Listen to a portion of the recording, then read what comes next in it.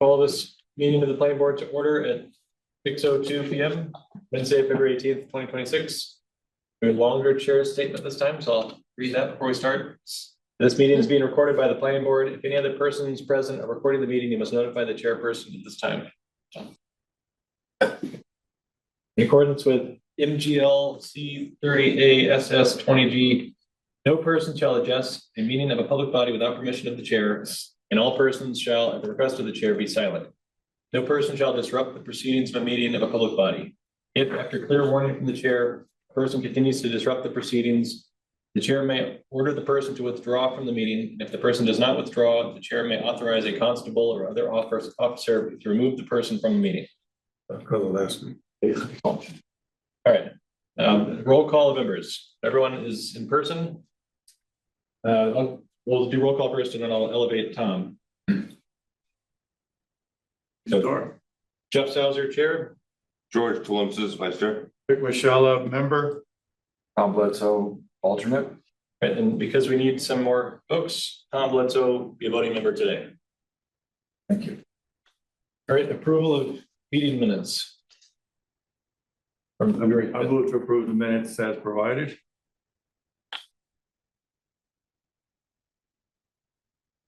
Any comments from anybody? I'll second them. Discussion? All in favor? Aye. Okay. I'll abstain with thank you for announcing my refusal in the Sure. last meeting. Yeah. Okay, updates from the mayor's office. No topics anticipated. Nobody here from the mayor's office. We can skip that one. So before we get into discussion items, well, should we do public comment at the end? Is that intentionally put at the back? Ella? That is intentionally put at the back, but it's up to the chair's discretion. Okay, well, if people can choose to speak now or speak at the end, because they have something quick they want to say, they don't have to stick around for the whole time. So members of the public may speak for up to 3 minutes as recognized by the chair. You can either do that now or at the end. No one in the room, anyone online would like to speak for 3 minutes or less? Raise your hand. My apologies. All right, moving on. Discussion items. Review the tree committee's revised tree planting plan / guidelines. We have John Bonnelly from the tree committee. We've seen this before as it's evolved and gotten better and better. Is there anything you want to say about where you guys think it stands or what's been added or? Yeah, just a few minor things were added, some tree spacing. Had a list of, they're pretty minor things that were added to this.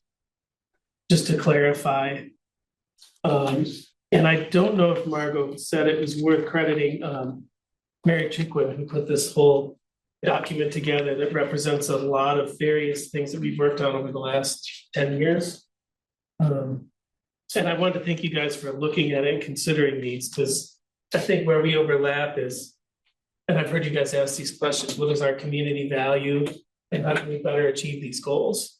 So that's kind of been what we've been doing in our work with the DPW and the mayor's office, which I wanted to say too, like the partnership, the public-private partnership has been very effective the last 7 years. And I think that's because the previous mayor, this mayor, the previous DPW director and the current one have valued that collaboration and supported our efforts, which has been really great. And we'll have continued work to do because the forestry department is one person right now.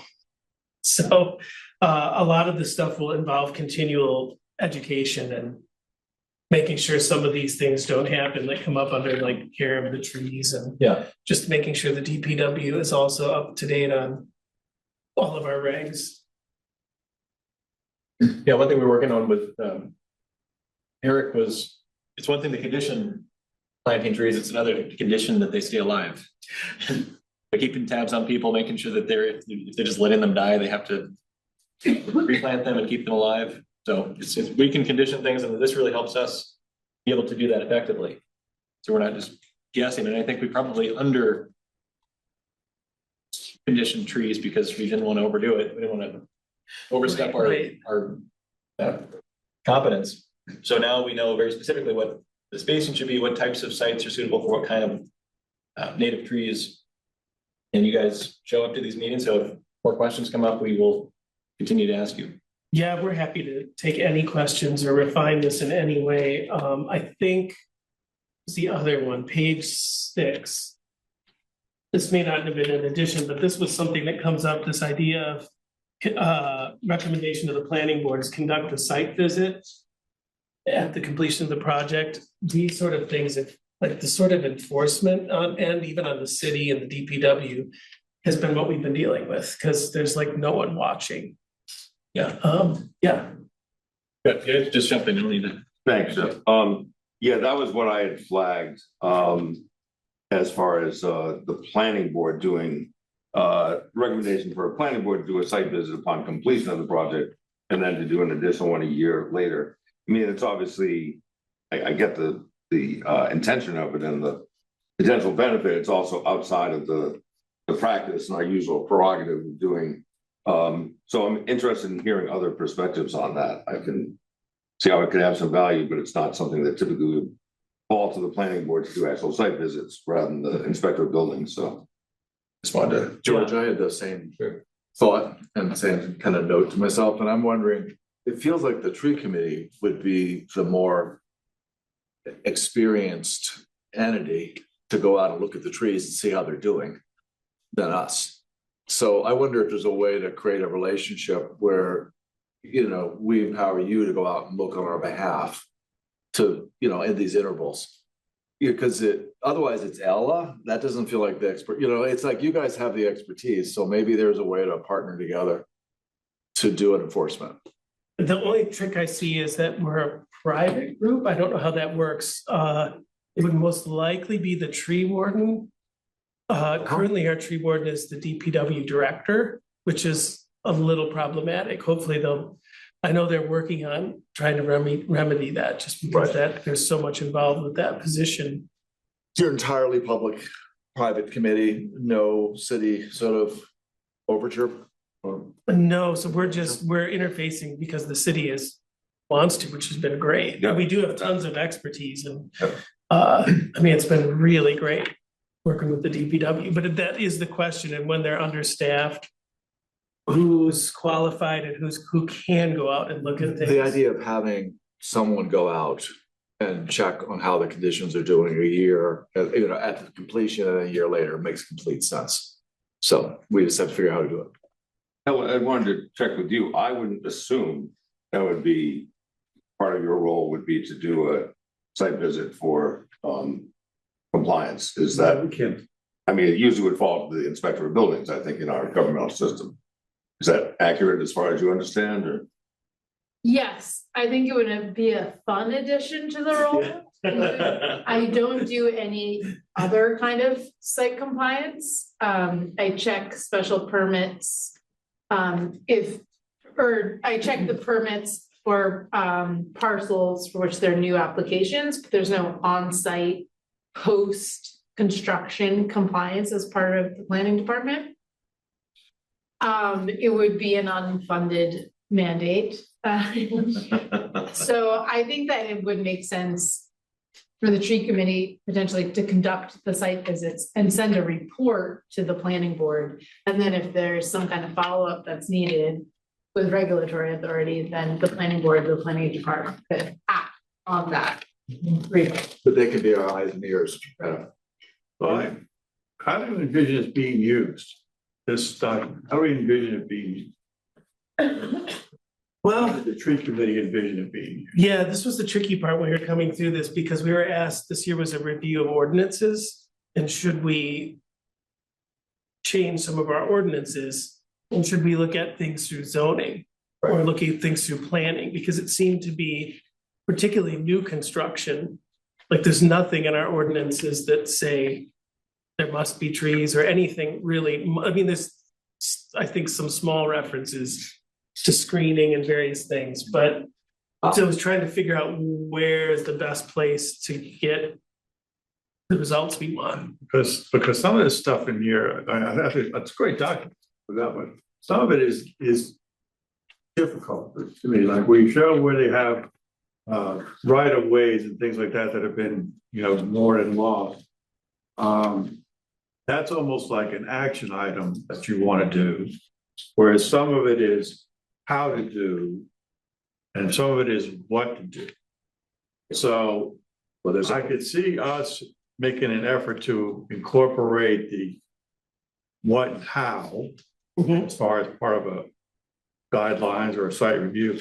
But the things that you're looking at is sort of remedial or action items. I'm not sure where those fit. Like, I don't think anybody has the authority, I don't know what we do, to go up to some business and say, you know, tear up all your pavement and put trees in there. That's a city owned. Right, well, do we? I was curious, because there was a Yeah. reference in here to saying, should we remedy some of the places where the tree, corridor has been. removed or. Yeah, and I mean, I don't think the planning board probably steps in there, but does the city have the authority to say this has to be, you can't pave over it, you have to take it out? Take it out. That I don't know. My guess is it would take some work with the business, but I think like our question on. Oh, but why would it take work with the business? I mean, if it was a big Well, that's true. way and it was supposed to have been a tree way, and it wasn't, it looks like it just was a question of not, Actually, you know what, someone that's not true. minding the store. Because we're doing that with the cooling corridors grant we got on Federal Street. Yep. Where there was a part paved over and the city signed off and there'll be a company coming in to rip that up and. Keep those grants coming, let's keep digging. So we it don't out. even have to pay for that, but I think the thought was if like, say there's a new business going in. That might be the time to address it. So the question was like So my question was, is this a freestanding document? Are you looking to have it as a reference that someone? How is it supposed to be used? That's what I think it's a good question. It's titled reference, guidance for the planning board, but because we have limited jurisdiction over these things. Other boards and bodies have other forms of jurisdiction, and like we can only intervene when someone's coming for We're site plan. some kind of site plan. yes, I mean, but site plan is a fairly significant lever. Yeah, but I mean, it's one of the few things we have. it seems inefficient for you to develop a separate guidance document for every body that corresponds to whatever their jurisdiction is. So if you just change the name to Greenfield Tree Committee Tree Planting Guidelines, then each group can use it how they will. So we will disregard some of these sections in certain circumstances because it doesn't apply. But to the extent that anything in here does apply to our site plan it's review, incorporated in our landscaping section. I mean, that's. yeah, I think that was the thought. It's probably, yeah, there's some things in here that wouldn't apply. I think that's a good suggestion. It would make it a little bit more flexible when how to be used. and parks and, I mean, if you go into park design, if you go into streetscape design, whoever's doing anything with trees. You guys can just continue to add to this as you talk to more boards and bodies. There are two recommendations in here that do pertain directly to us. You know, one of them we've just discussed, which is the follow-up enforcement. Yeah. The other is whether or not we should amend the zoning ordinance to include specific references to trees and then having some kind of canopy requirement. Okay, Now, that is a proposal that's very relevant to us. We may or may not want to consider that, but they put something on the table that is quite planning board central. Yeah, because I'm looking at some of these, even like 5 protecting trees during site construction. I don't know if that's a zoning or an ordinance thing, because we're supposed to do that. Is my understanding as practice. It just doesn't happen. We determined that we don't need to add anything to the zoning ordinance to enforce these kinds of rules. Okay, Well, with the one, I mean, they've focused on this thing, which I don't understand, which is setting a minimum canopy requirement. And so just a couple times you've said you should consider this, the planning board should consider putting that. What is that? And that's not something we have currently in our site plan, obviously, but is that something of use and value? yeah, I think it's a way of measuring, like it would be, in other words, it's saying, if you have room, you're gonna put shade trees. Because that will I forget what the actual standards are, 30 years, I think, is when they set that's like the size canopy for a maple tree. Or whatever, a pin oak, at 30 years is going to be 30 feet or 40 feet wide or whatever, and so the canopy cover. Is also how studies have been measuring shading. Is this to require a certain percentage of cover on a lot? Is that what it Yes. is?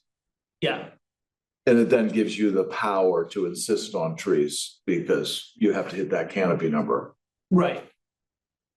Instead of saying we're gonna plant this little crab apple or something here in front, which is never going to provide a canopy.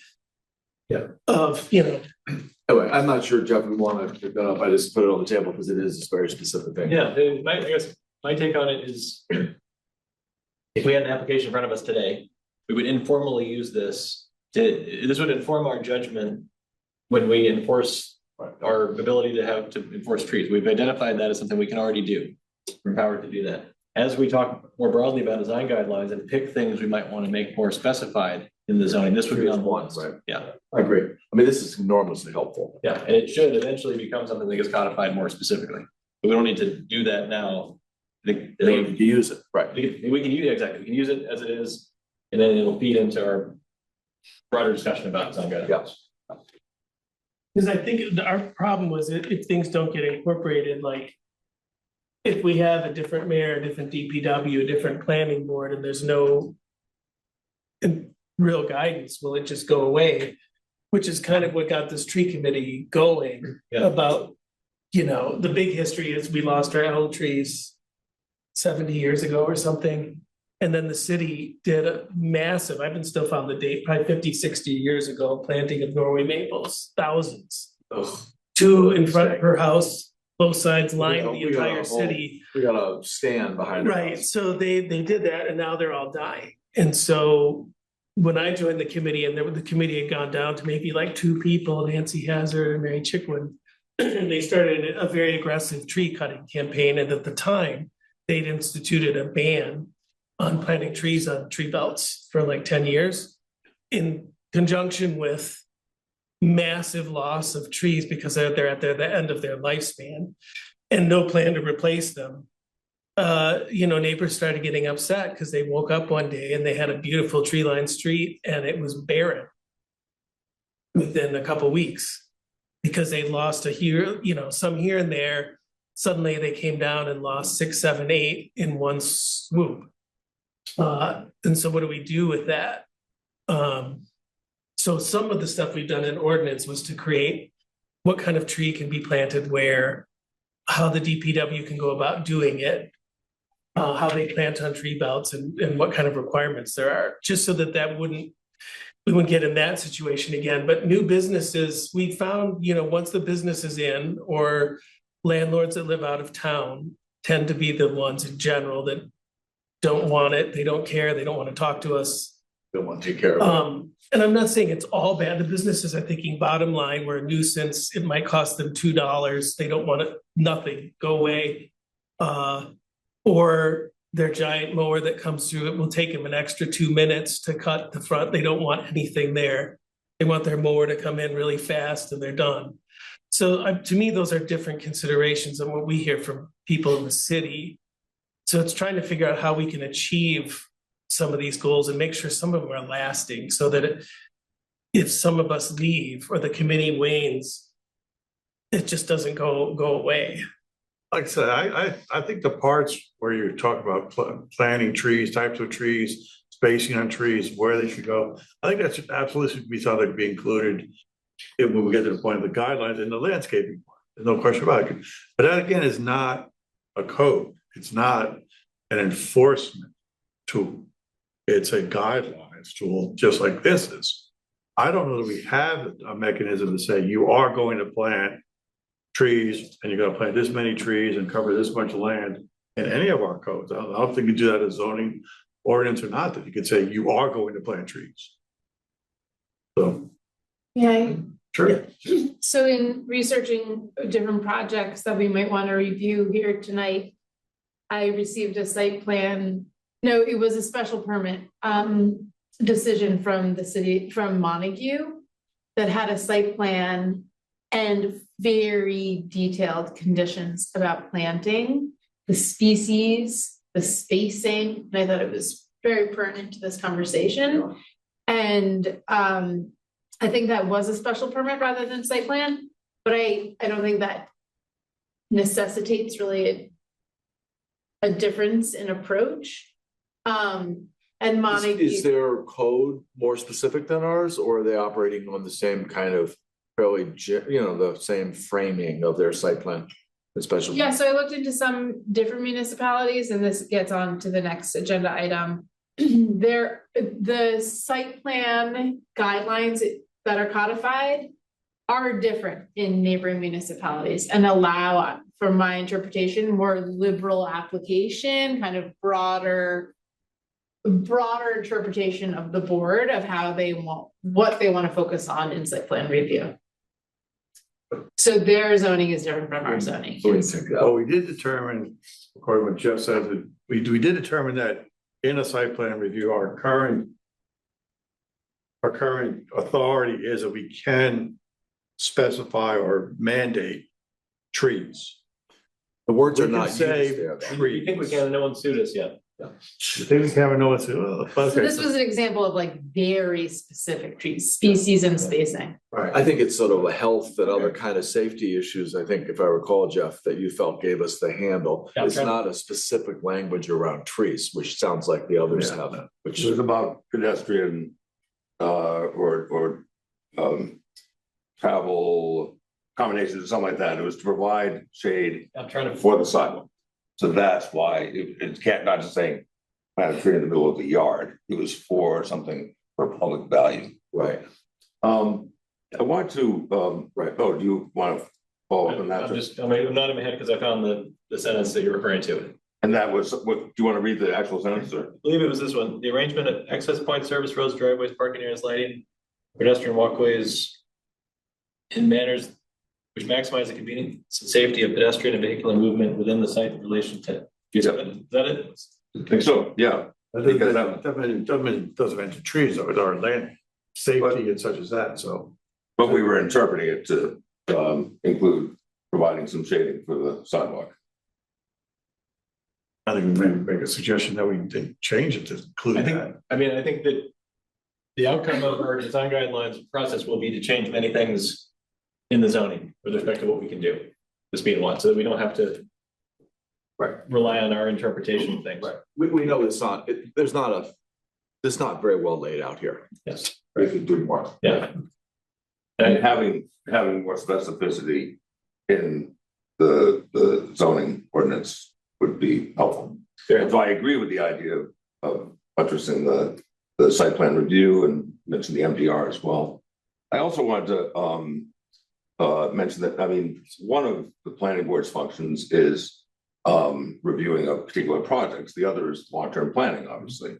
And, when I see something like encouraging the restoration of the CO tree belts, I mean, in the master plan, there is a reference to a percentage of canopy cover for the downtown area. 40%, I think, not remembering exactly, but so that is something that, it's not something we would have the capacity, I don't think, to require, but certainly something we could, encourage from the point of view city functions on that, which is public property, public land for public benefit and use. So just throwing that out there too. It's not just piece by piece. We can also look at the bigger picture. As far as. Yeah, makes sense.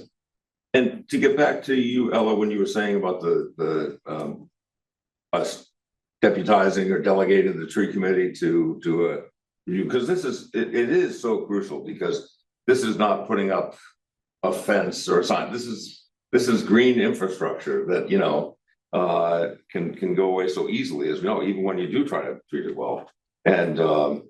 But you think that's not problematic to have a non-governmental entity be delegated to report back? I mean, we're making the ultimate decision, obviously, of whether it's acceptable.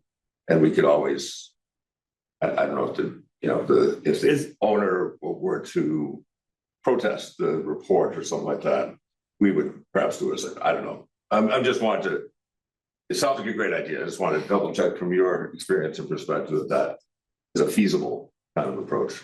It's me. I don't know why we couldn't do it. I don't know why. Is there a reason why we couldn't do it? You mean ourselves or? I mean, if we're talking about somebody going out once a year take a look at something with a set of drawings and say, there's supposed to be 6 trees here, there's only 2. I don't know why that's a big deal. Well, but it's also looking at the health of the trees. I mean, you need Well, some. that may be you need some true, expertise. but then you can come back and do the report, you say, look, we need to get this tree looked at, this tree's done, I I mean. mean, I'd rather send someone out there that knows what they're Yeah. doing. I feel like there's 2 possibilities. I remember, George, was it you, when Starbucks had the wrong directional sign at their parking lot? Yes. Yeah. Or right, You yes. pointed that out, you noticed that, so, you know, I think it's valid for just members of the planning board, just like anybody else, to keep an eye out if Bella's driving by and they see that you're cutting the tree down. I mean, anybody else could make note of that informally and bring it to our attention, because it's the sort of thing that could happen anytime, but it sounded like the conversation was really about, are we gonna officially delegate the responsibility, and there's a certain expectation or schedule to it. And it is systematized, not just random. It could be Happen both. to People see can complain about things spontaneously, but Sure. also there'd be a system that regularly checks on it. But this, you know, green infrastructure, which I love that term because it makes it sound more substantial, is so important because it's so fragile. And so you have to really, it just makes sense to be responsible for conditioning something to follow up on it in a systemic way. Okay, sure. I agree. No, one of the issues, the tree commission could go away, the planning board shouldn't go away. So if you give it to a body that could go away because they retire and no one wants to pick it up, like any number of things, then nothing happens. Because now the tree commission is gone. The planning board shouldn't be gone. We'll still be around. They go away, we'll find someone else. Well, maybe the work. But they're private, but they're a private organization. Right, yeah, more independent, the tree board. What's the issue now, you're saying? The only, you have to have certain certifications, and the only one that has it is now the DPW director. Oh, yeah. Yeah, and so, I mean, his job is massive enough To add that. to really do and the fact that we're down to 1 person in the forestry department. On top of that, and we're lucky, again, we're now a 501c, we're a nonprofit, but and we've always had an arborist on the committee, which helps. But again, we can't always guarantee, but we're pretty used to like something like checking a site and seeing the kinds of trees that are there, and the basic health is pretty, we could easily, we already do that for the city. Yeah, you have the expertise. We've worked very closely with the tree warden. They have a lot of, I mean, like I said, it's the current group. We've been doing it for about 10 years now, and it's a pretty good sized group. But there's no guarantees. The other aspect of it is keeping track of what we conditioned, when we conditioned it, what the condition was. And that's it's another broader conversation as we add things we can condition. How do we track them? Is it the building department every time? Because they're the ones that verify other types of compliance. Is it varied by topic? And how is it reported so that we remember to hold people accountable? Trees would fall into that category too. Right, I mean, I think what I've seen other regs, Respond to public service at 146 Oakland Street. I've seen the tree warden listed as the person to do the work. It's just the smaller the town you get, the trickier that is. In a big city, there'll be someone who's really dedicated to that.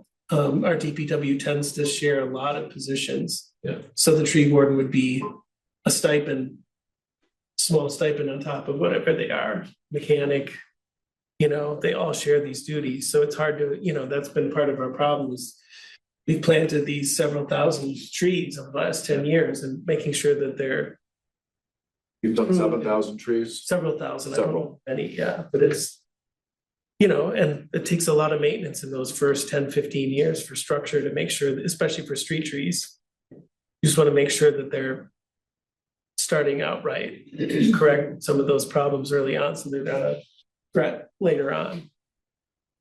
The charge of is tracking having an internal system to track, when follow-up needs to happen. I think we could do that. Yeah. If we just develop a new routine, we could do Sure. it fairly Yeah, easily. yeah, So we'll yeah. come on our agenda, at the appropriate time. Yeah, so that's. I mean, if you had a directive to us to do something, I don't, that would not be a problem for us. I mean, we're trying to work out, we have a GIS system where we mapped out almost every public tree in most of the city. And we're trying to enter in, the theory was that we would work with the DPW, maybe they could use this system and we can put needs pruning. This one's needs to be taken out, and we could put these different levels in of these trees, and periodically every so many years, that could be used to more systematically. Again, I think bigger cities use it, it's harder with our resources and the amount of people we have. But that's our goal, and coordinating is with the private public thing seems to have been working really well to help with that. Do we have a? We accept the report, what do we do here? I mean, I think your notion of relabeling it is a good one. And then you get something to continue working on. Yeah. Oh, yeah, well, we welcome any feedback, any ideas you have, any way to help us better achieve this, or something that makes more sense. Yeah. So Great. that suggestion was to generalize it across, but parts of it are relevant to all departments and groups that could make use of it. It's kind of up to them to take it from there, so you don't have to make separate versions for everybody. I think we would, it sounds like it'd be our preference to not be the responsible party for checking on compliance. Guys are better positioned to help with that. But we could, With the ultimate authority. yeah, it needs to come to us to the extent that if it's, yeah, if it's enforcing a condition that we set, we're the ones who enforce it. But you can be our eyes to assess whether we need to take action. And then we can think about, as we think about design guidelines and other types of conditions, a system to keep track of what we've conditioned. Right. It'll come up with, signs or who knows what, I mean, I don't even know what we're gonna get into, but there'll be a lot of things that we're gonna have to keep track of. And we'll put the recommended zoning sort of changes and the site plan under consideration. Yes. Put it into our parking lot for now. Yep, exactly. Okay, thanks, John. That's great, thank you, Thank you. It's great work. Yes, thanks, wonderful group. yeah, enjoy it. All right, item 5B, discussion of design review for downtown and new development areas. Discussion will include the purpose of design guidelines, hypothetical review of an existing development in another jurisdiction, identify design priorities, and relate those to the existing Greenfield zoning code and master plan, and a suggested approach to draft design guidelines prepared by a planning board member. So we have, Ella, thank you for gathering all this up. It's very helpful. So the idea was to help structure our thinking about design guidelines. One first step is to, like we do with trees, try and inventory what we think we can already do and what do we think we need to make a change to the zoning to enable us to do. One exercise. Another is to just look at a hypothetical project and as an inspiration to help us just figure out, okay, yeah, I'd like to be able to regulate that particular type of feature. And then Victor put together a draft design guidelines document that just say it's not the official planning board. He had me confused there for a minute. Draft. I know, I see that. And draft is even a strong word, I think, but it's a very helpful, I mean, you want to talk about, Victor, just because I think it's a useful thing to have in front of us during this exercise. It's got categories of things that can help us organize our thinking. So maybe talk a little bit about How you did it? Yeah. Sure, well, I took your list that you generated. And I picked the top categories of what it is, and I took all the various plans that were provided. Fed them into an AI. And I took each section at a time and I said, Section I 4, want to put the section together on site at review. 72 Please Lawrence review all the Street. existing plans you've got and then go out and look at the broader internet. Pull back something for me, pull something back, tweak it, tell them to do something else and adjust it. So that's how I just built it each section at a time. I reviewed all the plans that were provided, plus whatever else was available for it to glean from, and that's where we are. Does it give you choices when they spits it back, or does it just give you, this is what we think? It gives you pretty much one of these categories, and then I tell what I like and don't like, and move and don't move. I learned the hard way that it was better to do a cut and paste to build it, because it can't remember what it's doing. So many times it would what language. erase a whole section or discombobulate it. but it couldn't keep track of itself, So you kept it separate. So what I do is I have something generated, I review it, I fine tune it to where I thought fit. And I cut and paste it into a Word doc and just build it piece by piece by piece by piece. I appreciate that, and the last page, you included the plans that Yeah, were absolutely. utilized to construct it. Absolutely. It's a open document, again, I thought it'd be easier to edit something than to try and create something, because the purpose behind it certainly wasn't meant to be to do all in it. But, that's where it came from. Thanks for the helpful. I think when we get into the details, there'll be lots to talk about section by section, but it gives us something to respond to. Sure. And, it's a composite or a synthesis of, There's some corresponding 22 AM. A synthesis and a composite. yeah, you're right. So like for example, the table of contents. They're a pretty good list of the sorts of things that matter. Was the purpose statement developed the same way? No, I wrote the purpose and I wrote the back. Okay. And, I did a nice job with all of that. 1523 on team at 146 Oakland. yeah, what I did, again, I took the list that you had generated and I picked the top two categories, I think always showed and usually showed. Yeah. I didn't get down to the sometimes, which was things like stormwater, but stormwater is mentioned in landscape. Yeah. It mentions rain gardens and That's right. bio this, and so it's kind of mentioned in the text anyway. I thought it was pretty thorough, but Yes. it's, it needs to be tweaked, I'm sure. We got a positive review of it online.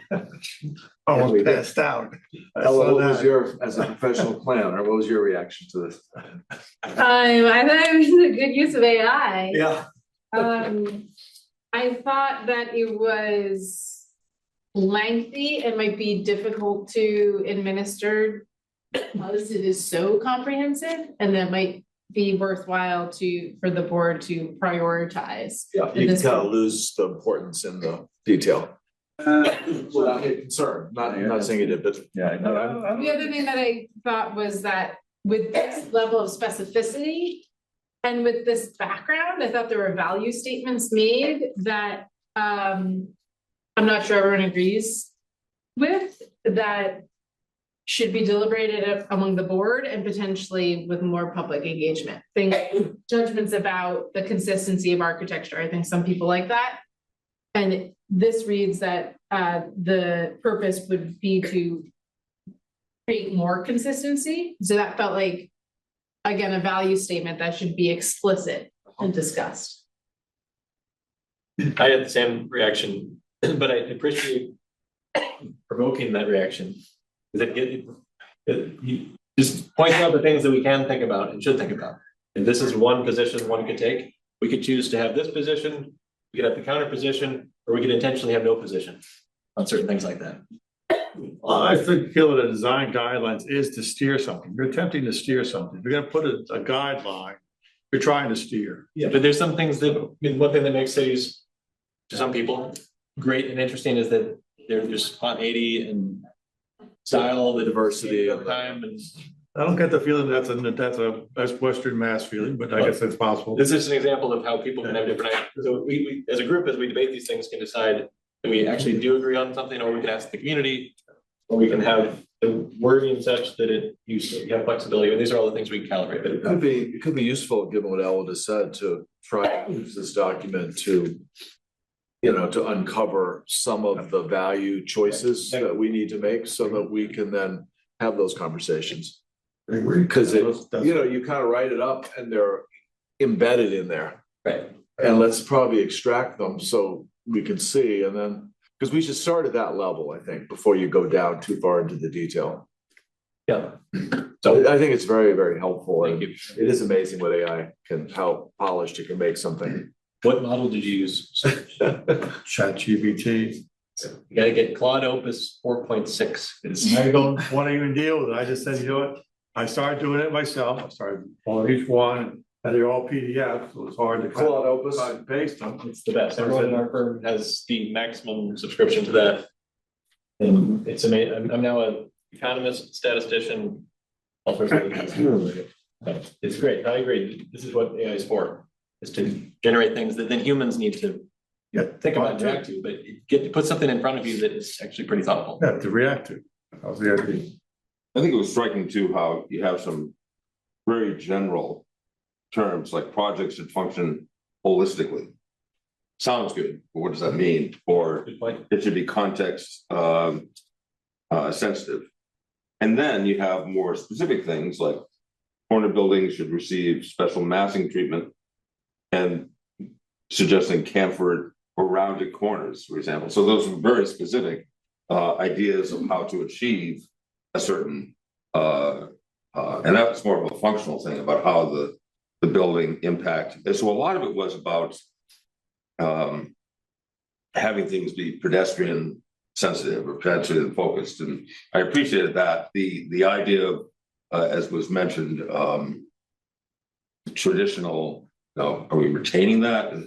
Because is there value to contrast? Because it also talks about modern style. So it just partly shows how tricky it is. That's a good point.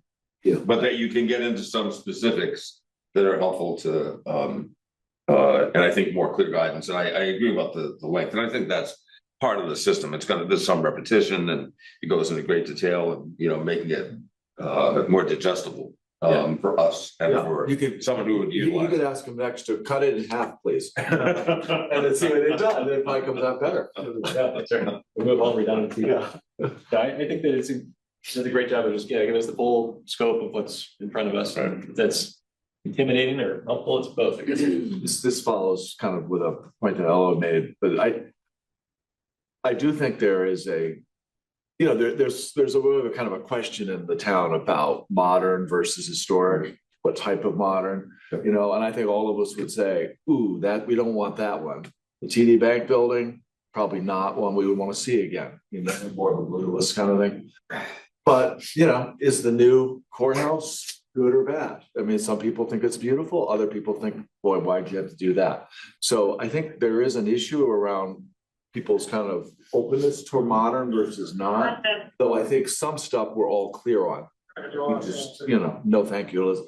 And if design review could prevent another TD Bank, something like that, as one of the commenters, Al Norman, made, that would be a good thing. But I think there are some modern buildings here in this town that people really think are good and others not so sure about. So I think the modern kind of question in here needs to be teased out a little bit more, because I think probably people have differing views around it. It's one of those things where I don't think it really needs to be just modern. I think the clinic is horrible. Big round brick building, a couple of windows at the top, and I think that looks terrible. It's a modern building.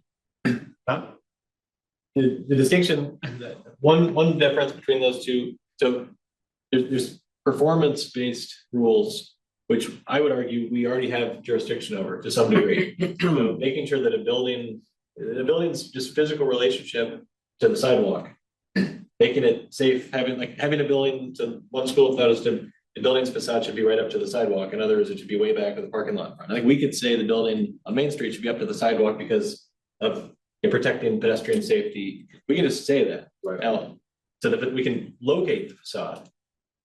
Maybe we can talk about transparency from a performance standpoint, but if you start talking about the style of the building, then I'm not convinced we have. I mean, we should look at our rules, but that's a different type of authority that generally has to be added and specified, and that's something that people do. There's other considerations too, So I would say I would suggest we start with the performance-based pieces and then add the style, add the detail where we think it's important, and not add it where we think it isn't important. But there will be some things that we need to get to the inch, and other things we just say, whatever, as long as it is in this location on the site.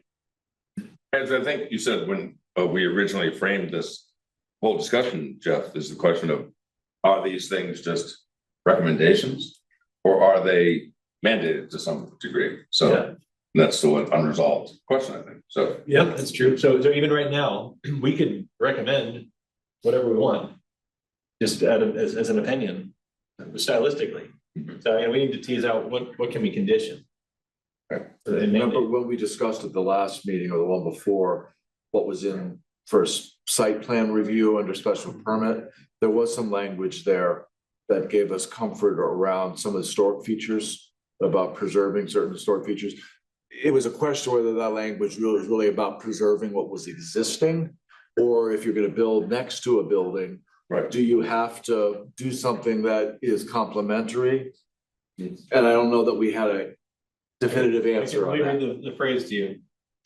Protection of historic features and design which does not detract from properties in the area. Is that what you mean? Yeah, so it's a little hard to know what that exactly gives you, but it's obviously something. Detract is a subjective term. But it's clear there's an intent in site review there to look at those questions. But what I couldn't figure out is that from an existing building, Right. not to just take it away? Or is that for a new build that you could say with its impact on the historic structure next to it matters? I'm just not sure what that means. We could attempt to take a very broad interpretation and say it means that whatever the prevailing most common style is in downtown is what all buildings should be. If we chose to, We don't want I don't to. choose to, but Anyway, there's something there, but. there's another example of one that's Built not out. clear enough for us to really know what to do with, and it's like too subjective, and so we should make that more specific to what we actually want it to Is control. that in special permit or in, This is an approval guidelines for site plan review. But it's in site plan review for the special permit section, wasn't it? site plan review is, Just generic. whenever there's a special permit, it also incorporates site plan review. So. This is just the approval guidelines for. For site plan review, Yeah. okay. So there is something there, there's something sort of to build on. Okay, yeah, you're right.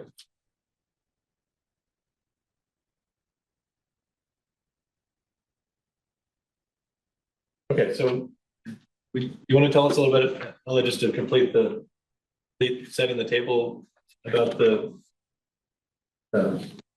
building project example that we selected? Sure, so based on anecdotal research, really, I chose this project in East Hampton, which is along their main street. It's a mixed-use project that has been constructed recently. I'm not sure it's leased out, Not sure what, if it's leased out, actually. Is it's commercial and It residential? is, there's retail on the ground floor. And there were a few series of submissions. I'm not sure what the reason for why it wasn't built along the way is, might have been from the developer's side. But it ultimately, became a 3-story mixed-use building. You can look at it in Google Street View. I can pull that up if you'd like. But I think a handsome building in a number of ways, although I'm sure there's critique as well. And I wanted to draw your attention to, and it was notably a site plan rather than a special permit review. So deep in the packet. On the site plan review decision from decision date May 4th, 2021, and on the 4th page of that, there are some findings. April 15th, oh, May 4th, okay. Yeah. I got it. There are findings the planning board found, and that's where I thought it was interesting to compare where their zoning code versus what their interpretation of the zoning code was and how far they could go with their conditions to inform this discussion. So 12.7.9B, so the second bullet. Protection of, it relates to, I think, the clause that you just read. Protection of city amenities and abutting properties to the minimizing of any detrimental or offensive uses or destruction of unique or important natural, scenic, or historic features on the site. Similarly, like a little hard to know what exactly that means. Yeah, really, it is like a little better version than ours, but not much. Yeah, the last sentence is the board found that the project as a whole protected city amenities and abutting properties by improving site design, layout, and landscaping over their existing uses. So again, these are the minutes, or, you know, this is just the planning board found. But it does seem like they interpreted that clause to then approve the site design, layout, and landscaping. Yeah. And then the next bullet So their code reads minimization of traffic and safety impacts of the proposed development. And they noted the location of proposed bicycle racks being included in their review, the location of off-street loading areas and bulk trash receptacles, minimize traffic and safety impacts. So that could help inform this discussion. The next page, 12.7, or the first bullet on the next page refers to landscaping. Again, they don't go into specific tree species here, but on the site plan, there are specific tree species listed. And I think that indicates that that was reviewed and considered by the board within this kind of more narrow site plan consideration. The proposed landscaping is suitable. Yeah. So again, we don't really know what that means, but it does mean that they reviews the proposed landscaping. And then just wanted to note that third bullet, the consistency of the development with respect to setback area placement of parking, architectural style and landscaping of the surrounding buildings and development. What I really wanted to note there is we don't have language like that in our site plan criteria. So as we consider potential future zoning amendments, I did find that language in Montague's site plan review as well as North Adams site plan review. The consistency of development language or? A broader statement about aesthetic concerns that I don't think we have in ours. The other thing that I just wanted to note from my review of this materials and in a short correspondence with the planner is that there weren't that many specific conditions, even though it's, I'm sure, very thoughtfully designed building that was reviewed over the course of like 5 years in different submissions. And what she described is that the board asks for updated plans before granting final approval. So rather than conditioning an approval, the process is iterative before approval, which in my experience is desirable. Yeah. Is there a threshold? Like something this significant, that makes sense, but if it's just, we want to put 4 trees in your front of your building, like do we need them to wait a whole month to show us the 4 trees on the plan? Very good point. Yeah, the cost of this construction and the financing to carry this property for 1 more month to update their plan is not going to sink a project, whereas the cost of carrying a project might for smaller. Yeah, and if it, yeah. I mean, we like drew this, yeah, okay, but then you know, at least if it's on the next plan, you know, we know what we're getting. Right, I think that there was probably a lot of work that we don't see in these materials, probably by staff in working with the applicant, and then also maybe in prior meetings. It's true. And again, I'm not sure it's leased. Has the design review? No. Do they have a board of appeals as well? Or does the planning board do everything there? Do they have what? Board of appeals, or does the planning board in East Hampton handle everything? Oh, I think they have a ZBA, yeah. But this, due to the zoning, didn't require a special permit.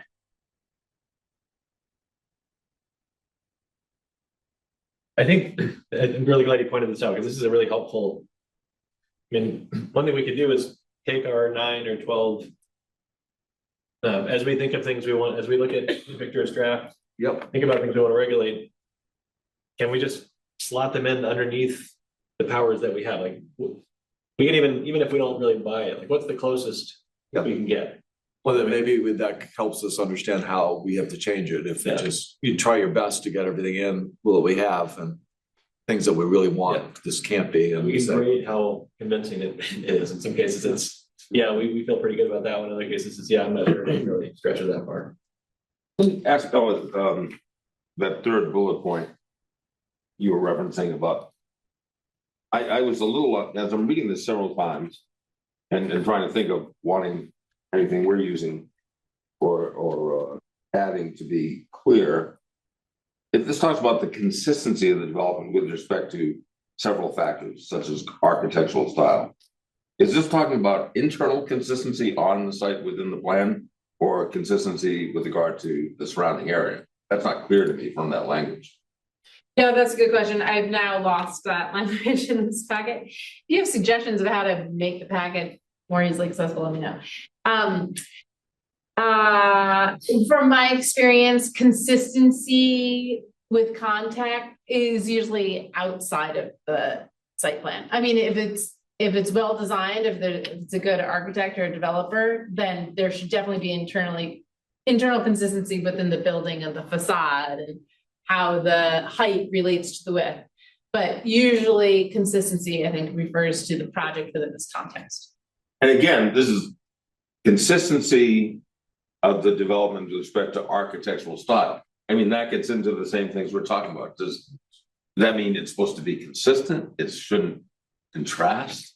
Because some people's contrasting might be complementing for other people, so. Again, Right, I mean, I very think the subjective. courthouse is a very good example. Yeah. It is subjective. I'm not a trained architect. I think there is probably in my review of projects with architects, there are skills of consistency that's not matching, that's not mimicking. Right, It's not right. poorly mimicking a beautiful historic building, but honoring it thoughtfully. Right. And so I think like the courthouse is an example of at least that attempt, so that you don't have a trick, like a cheap fake brick facade saying, oh, this fits in contextually, it's a brick facade, but it's cheaper and actually degrades that historical building. So- One that I always note that is not applicable because it's Boston, but just think of the old Trinity Church right in Copley Square, which is such a beautiful church. And you got the Hancock Tower right behind it. Mhm. And oddly, it all works, and I know we don't want this glass thing, but, some modern buildings contrasting with historic can work depending on what it is. Yeah, I'm not suggesting we put the Hancock Tower in, please. Little, UNRA. I think modern is fine. It's just, Mhm. The way it's, in my opinion, the way it was our downtown, it's a hodgepodge. Yeah, it's totally. And there's nothing attractive about our downtown because there's no consistency. You start with a big, gawky car dealership at the bottom, which used to have a beautiful, I understand, a beautiful cast stone facade that showed all the parts of the cars and the mechanics, and it was like a 1940s beautiful mural. The building was there, so that's gone. And you go up the street and you've got, wooden frame buildings, the pizza parlor, and then you've got this. And there's no, from either end you go, there's nothing to follow. Your eye doesn't want to follow. Your eye kind of wants to look straight down the street. Because what you see on the side is just so. You're referencing the panels that run the building down here, right? No, I'm talking about when the original, with the Sweeney Ford originally Oh. down at the bottom of the hill. From what I understand from my wife, it was originally a cast cement building that had that muraling design in it where it showed different cars and mechanics working on cars, the different aspects of an auto body, of an auto dealership. So that was kind of, and they tore it You down. can even make an auto dealership attractive. Well, it was attractive because it was, but anyway, so I guess what I'm trying to say is, I would go back to George's when he says consistency. I see it as at least complementing and fitting in with the surrounding instead of standing out and being something that draws your eye. It may draw your eye for a different reason. Maybe it's a nice signage or the way it's lit, but the building itself is not like, what the hell is that? One of the elements that is in here a lot that I think would make a big difference, and it's one of the things that we don't have, is a connected downtown. Where you're at the street line and it's going down for a long ways and you can see a street line. You just got all sorts of stuff happening everywhere. And I know I think what you wrote, Victor, it urges to make sure that, you have basically a connected, flush sort of downtown facade. Which you do not have. Northampton does. If you look at downtown Northampton, it's, the buildings are all connected. And there's not parking lots in front of them and all the crazy stuff that we have. Well, this was before my time on the board. I think it was before my time in living in Greenfield, but my understanding is that when the Rite Aid building was being proposed, originally the parking lot was going to be in front.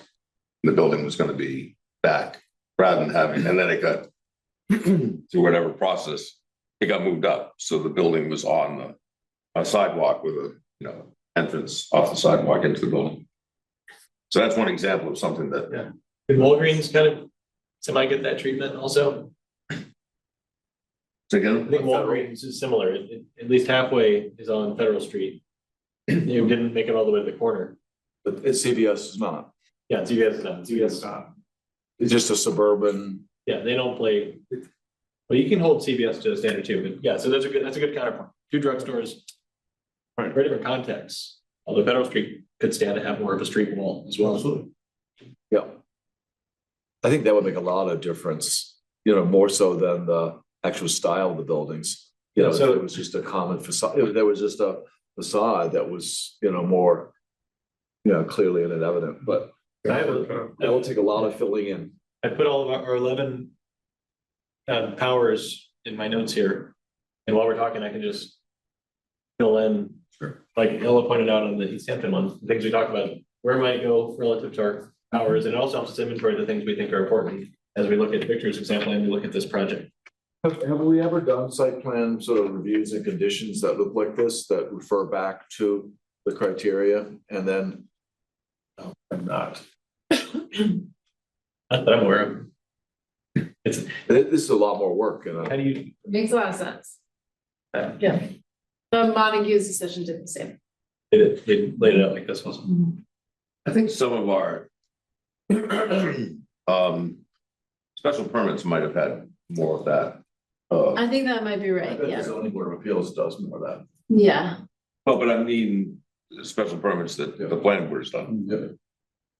Excuse me, I think it's been more spelled out. What are the things that were requested, what, how is it that it was determined they were met? So, How do you want to tackle it, Jack? Well, so what were you saying, the 11 what? so I mean, Did you say powers? the the 11 powers, have you read that book? I'm more of an incrementalist, I guess, and so when we get a site plan submitted to us, we pull up the zoning, and on page 138, there's the 11 guidelines that we can. Oh, I see, within the site, thank you. I Okay. refer to those as our powers. Oh, thank you. Okay, thanks. So if we're gonna follow the example of East Hampton and just like literally nest the things we're trying to control within Right. in the context of that list, that's just literally what I'm doing here. For my own purposes, but I can share it with Ellen, we can put it in the minutes. It's just a way to keep track of what we care about. So if this is something that this is the end game, potentially. In the meantime, we can at least get ourselves organized by inventorying the things we care about and talk a little bit about what we care about. And then attempt to connect them to something we can already control. Because then if we get something next month, I think we can hold buildings to the sidewalk because we can put it under that pedestrian control rule as an interim measure. So, I mean, we could look at what else about the East Hampton project, and maybe it would help to hold up. Can you put it on the screen or anything? Because I can't really read the 2 of 10. It's very faint to me. I just was wondering on what sure. site plan. If they were a Doobie plan, which one? I'm sure you want to look at. There's the building itself, you can look at just. Yeah, so it's the latest design, the one that, Oh, yeah, that The page number? 81. there's a bunch of different things. This is Jim's package store.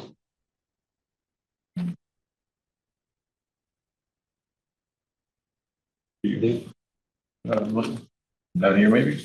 Yeah. What's that, I'll talk it over, so there. Yeah, but I got I got 219, so it's supposed to. I also had two of those. This one here on this package. Yeah, we look at the site plan, maybe to start. Like this building, it holds Cottage Street, but it sets back on Adams Street. Does that matter? So there's a surface parking lot. Right. Would we have preferred that the building be flipped so that Adams and Cottage are lined, is Adams a significant street? Gotcha. They would say that they can't get as many parking spaces that way, they can't lay it out. So I'm gonna guess that the parking on Adams is for the residences and the parking in the back is for, no, or vice versa. The parking on Adams is for the business. And the parking behind is for the residences. Where's the entrance to the residences? Right here in the back, right? Just Yep, let's look in the back. Right in the back. Do they specify? Well, it's looking at how it's, because the store entrance is off of that small parking, right? The one in the front, one on Adams. Yep. I think the fact that there's two handicapped on the larger parking, means that that's residential. Excuse me. What did you say, Al? You think they'll? I think that the fact that there are two handicap spaces in the larger parking area would indicate that that's for the residential. They're not marked, Yeah, I don't know. really, in the street view. I was going by the entrances. So it's like the entrance to the store is by the point of sale. That's the entrance to the store, that's the parking lot for the store. And this is the design that was ultimately approved. Is that right? Yeah, you can see the building. So I guess it's Cottage is a main street and Adams is a side. Yes. And Adams is a quite minor street.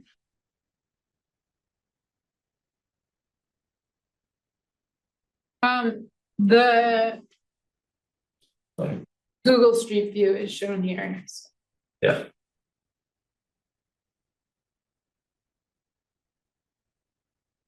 So here's that side parking lot. And it's an interesting lot, parcel shape at the confluence of these two streets. And I noticed this morning, here's the original, it hasn't been updated in Street View. So this was. What was there? Yeah, what was It's an tomorrow? improvement. So they did say it was an improvement.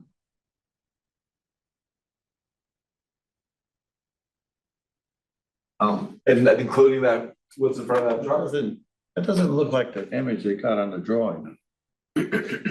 Was that supposed to be a new building on the corner as well?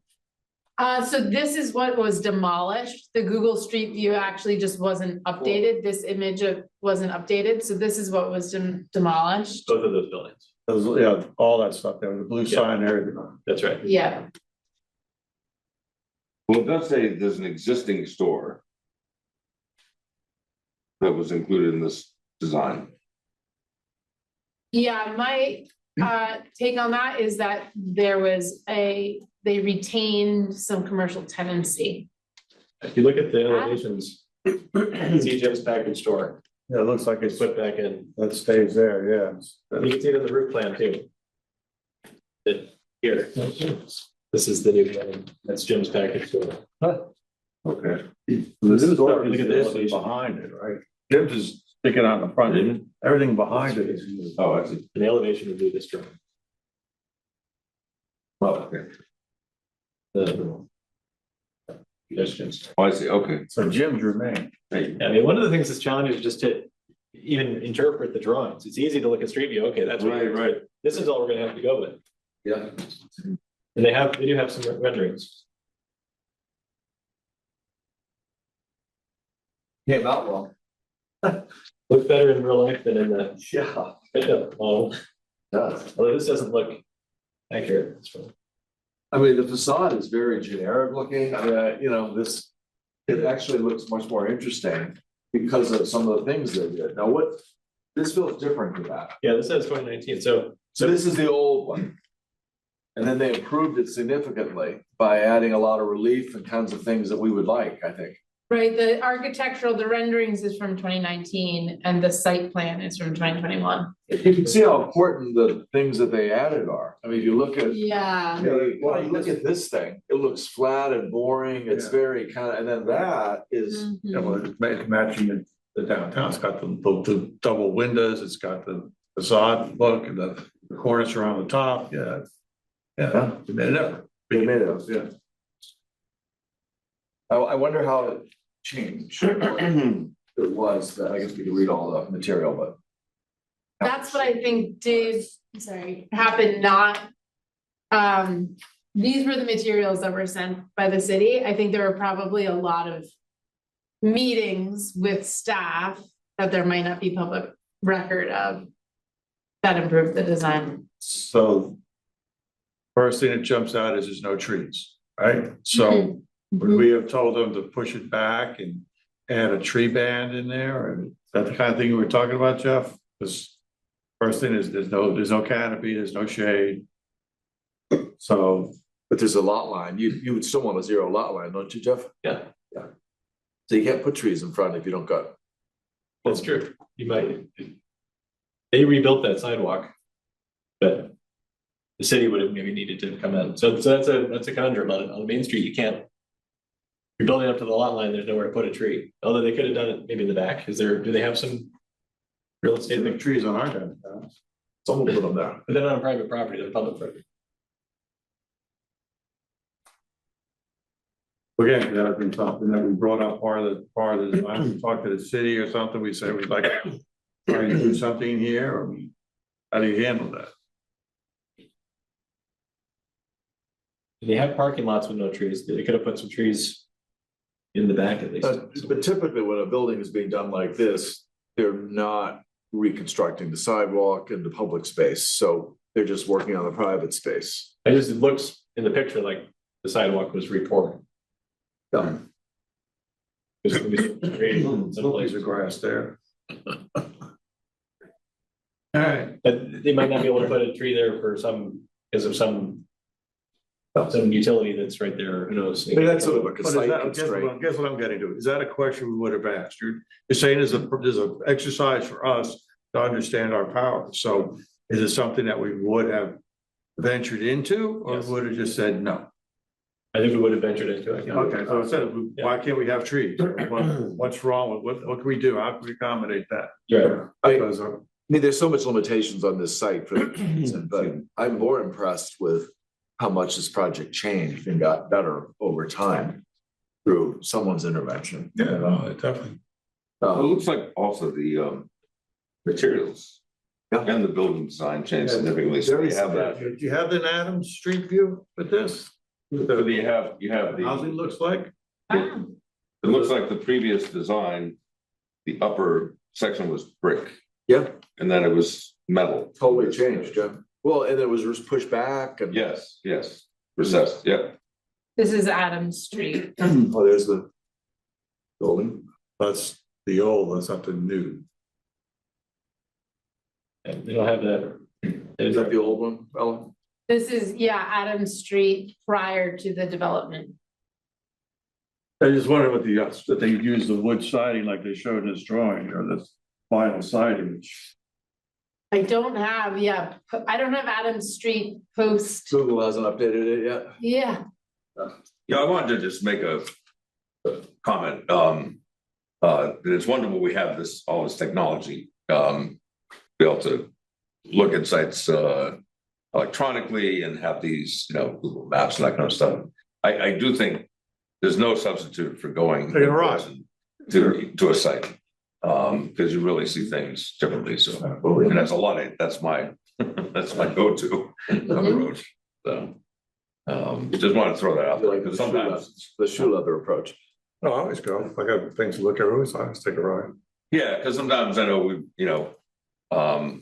there's been, what is this like? A question comes up as if, we haven't all checked it out. And I just think it's valuable to be there and on the ground.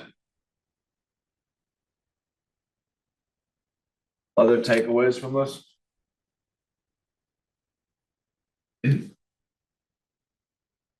It's built around Jim's package store, huh? That was the historic structure they were preserving.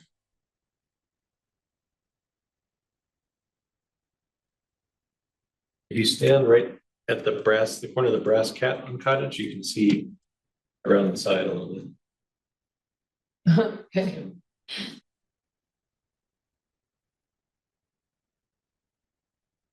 So, All right, so then, Victor, you're, I get a little confused here. The drawing doesn't show Jim's floor plan. Right?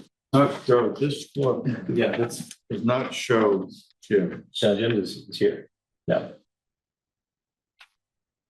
It looks like, I don't think so. This is Cottage Street. This turns on Adams. So this is on Adams Street. yeah, that's Adams Street. So he's occupying all of that ground floor space now. He's expanded into the brick. But where's his parking? Maybe they, One of the changes between 2019 and 2021 was to demolish the existing structure of Jim's package store. That's There we go. yeah, So it did change. Okay, so it did change. So that last drawing that showed that. You had one that showed the roof of Jim's still there. see if that's Yeah. not there anymore. That's not there anymore. Is the last design reviewed? Does the Oh, last I see. elevation have it proper or? Yeah, I'm assuming this is correct. And there's no Jim's. West. Because there are sheet sets, right? This one shows Jim's, but that's not there. So 19 That's right. right along. Here, you look at, yeah, so this looks different there. Yeah. Okay, yeah, you're right. So that's Something changed, something. really good. So that way it should be that side, hopefully they made that side a lot more attractive than it is. You look at that side. It's, yeah, it's here. No. Very unattractive, so that's something I would have as well questioned. And.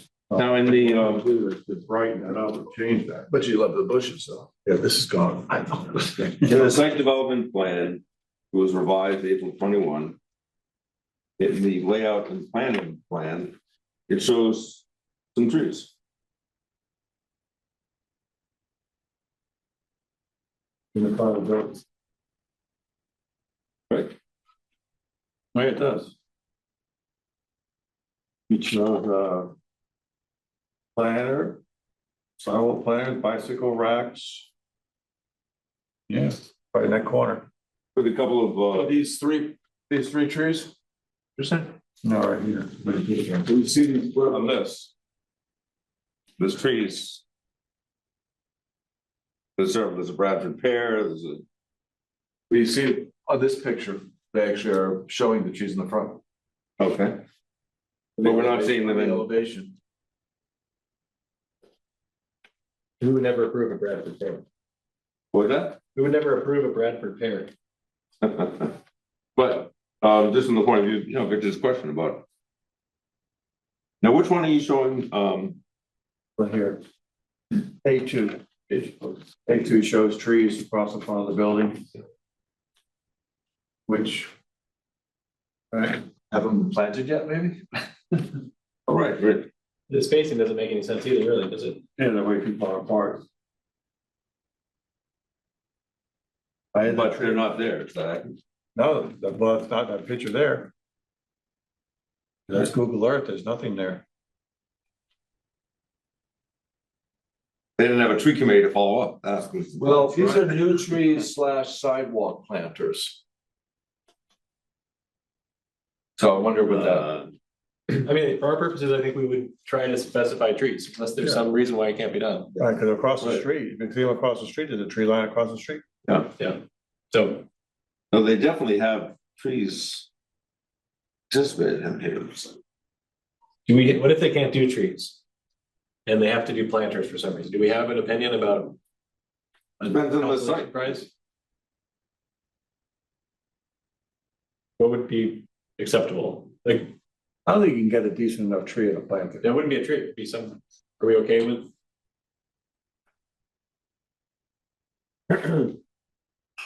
Is it trees or nothing, or just thinking about how else we can extend our landscape authority to it, I would take plantings over nothing, planter boxes, but not instead of.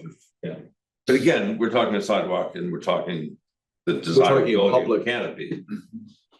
So, and that looks like there was some of that Right. intention here, but These would be all in the public space. These spots are all. Yeah. public. yeah. In this particular case, but I think we don't need to give them the benefit of the doubt, we can say if their planning board failed them, they should have. And I think the building is set back, it might be set back behind the lot line a little bit, because the drawings show an arcade that they went away from. Like, the one thing that bugs me is all the subtle grade change along Powder Street, little ramps. And then in the drawings, the little stairs, nothing's flat, nothing's accessible or at grade, it's all.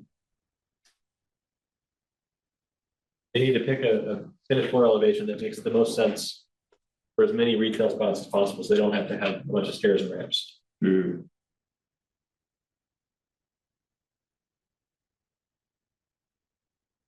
Yeah, well, there are sloping street, looks like.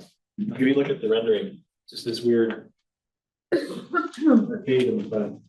I don't ever want to go into. It's kind of not really urban enough.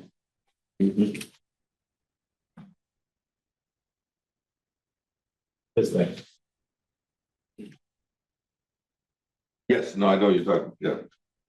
But is that in the finish? No, It's not, okay. but if we were presented with this rendering, Yeah, yeah. that's not appropriate for. You know, but the trees are. The trees Got are a tree showing right there, there. you got a tree there. And again, these would be proposed trees that aren't, that aren't on, they're on public property. They're on public property. Really, in that case, Which may be why they haven't been put up. how do you feel about I guess the first question, how do you feel about, to compare the finished building, which does not have that overhang, that little arcade area with this? Does that bother anyone? Is it too complicated?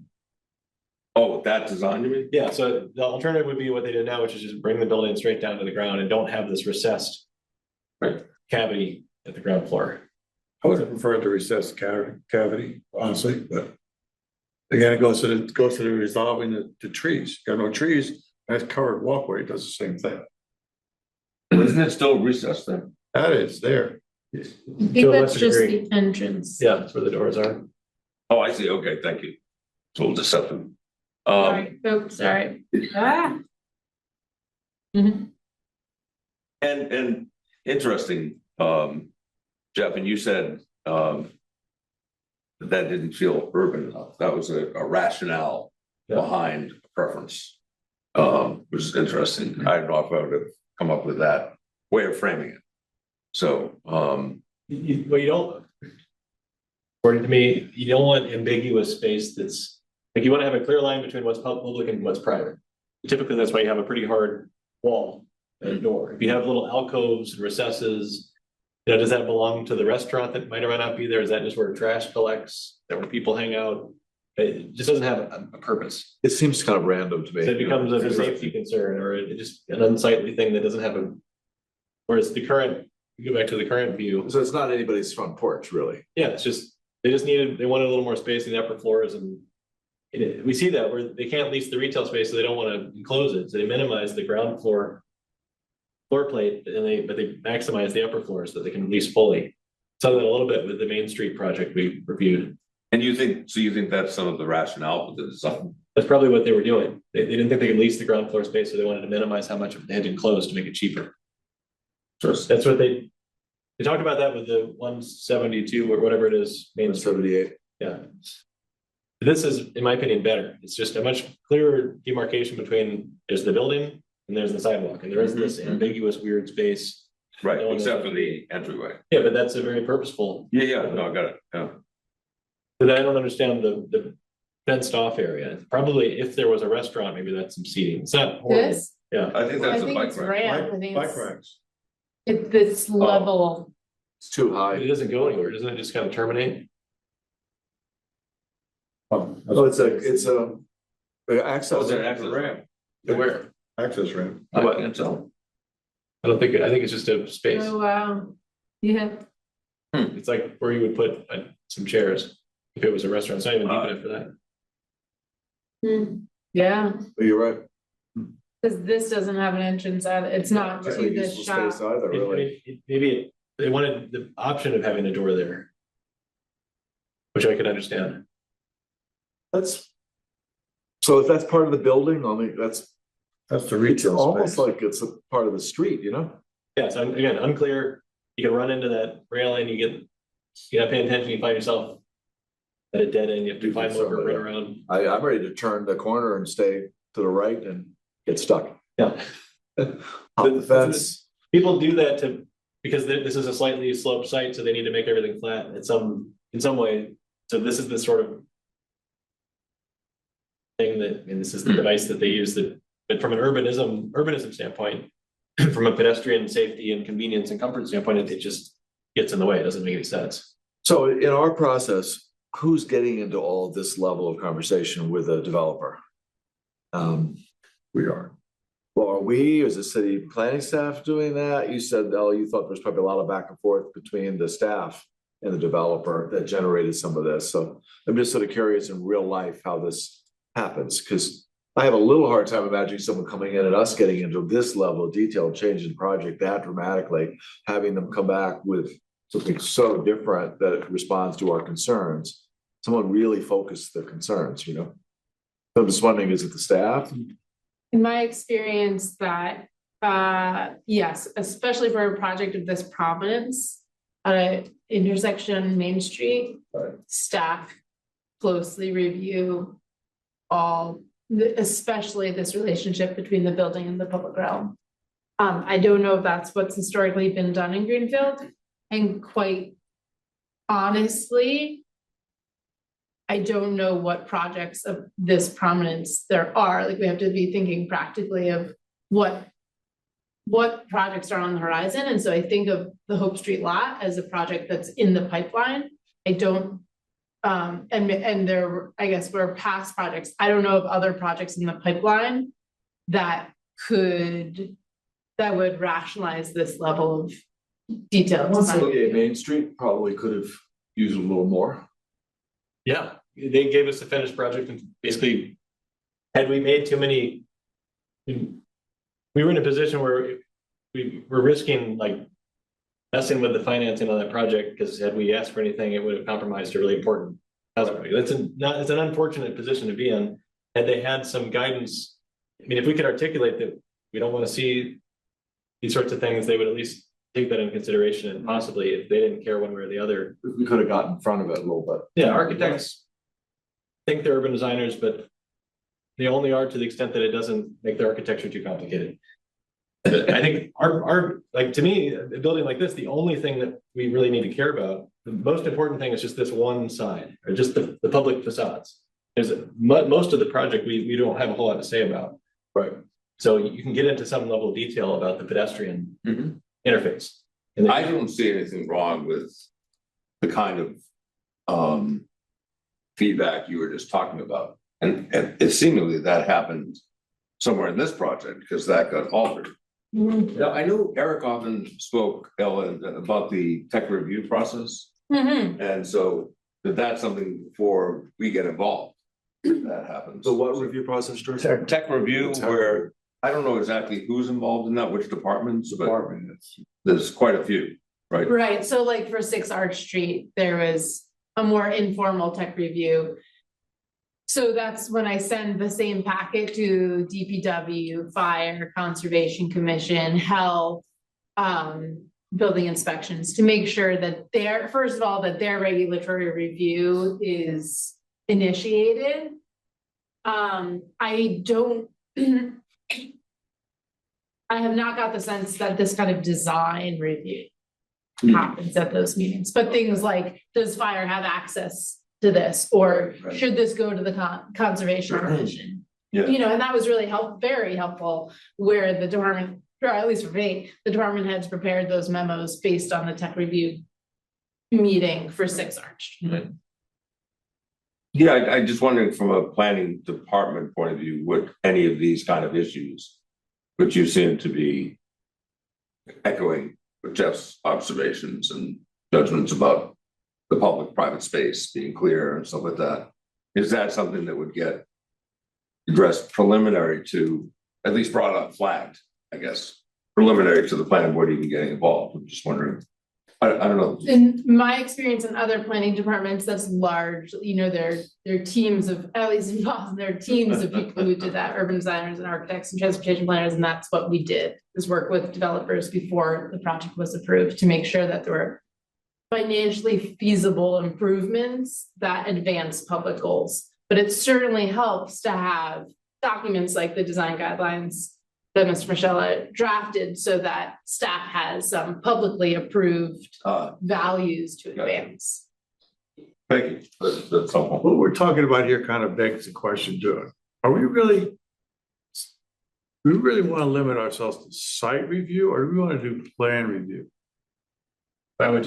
What's the difference? Because to me, when you're doing a site review, you're viewing the physical position of the building and its surroundings. You're not talking about the building, because that's not part of the site. The building is an entity stuck on the site, and we're reviewing the site. So you're going to stick this entity on it. How does it work for us on the site? Now we're talking about the building.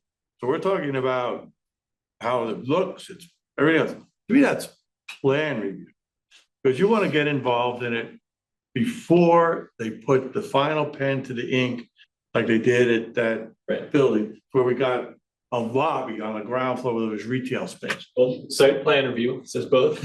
I mean, I think It that has elevation, so. we shouldn't forget we should identify where we can talk about the building. We pointed out the protection of historic features and design, which is not detracting from properties in the area. It's an opportunity to talk about architecture. As long as, my concern, I guess, is that the developer is not going to see it that way. They're going to tell us that we're poking our nose where it doesn't belong, because now we're messing with their plans, and we're supposed to be doing a site plan. But That's my concern. My guess, Victor, is that cities which do that, they accommodate it and they say, okay, that's how we have to play in this town. So it's really, we get to decide what they need to respond to. Now, we don't want to overplay our hand because we know the market's not that strong. Slow anything down. Correct, right. I'm not here to stop any development. I'm all for development. Right. But I guess my question is, I want the people who are coming in to develop to understand as well what to expect from us. We're going to look at it from this point of view, folks. We really are going to look at, we don't like that because it doesn't match this. So they know that ahead of time, as opposed to us saying, well, there's no tree here. That's all. I just want to be clear. That's the whole point of getting this thing out and done and in advance, where people can see it before they come to us. Okay. I'm good. Generally, I think they figure the site out before they figure out the building for what it's worth. They can, the facade is often just some placeholder and sketch up, getting the footprint, getting the grading, getting the parking utilities. First thing they do.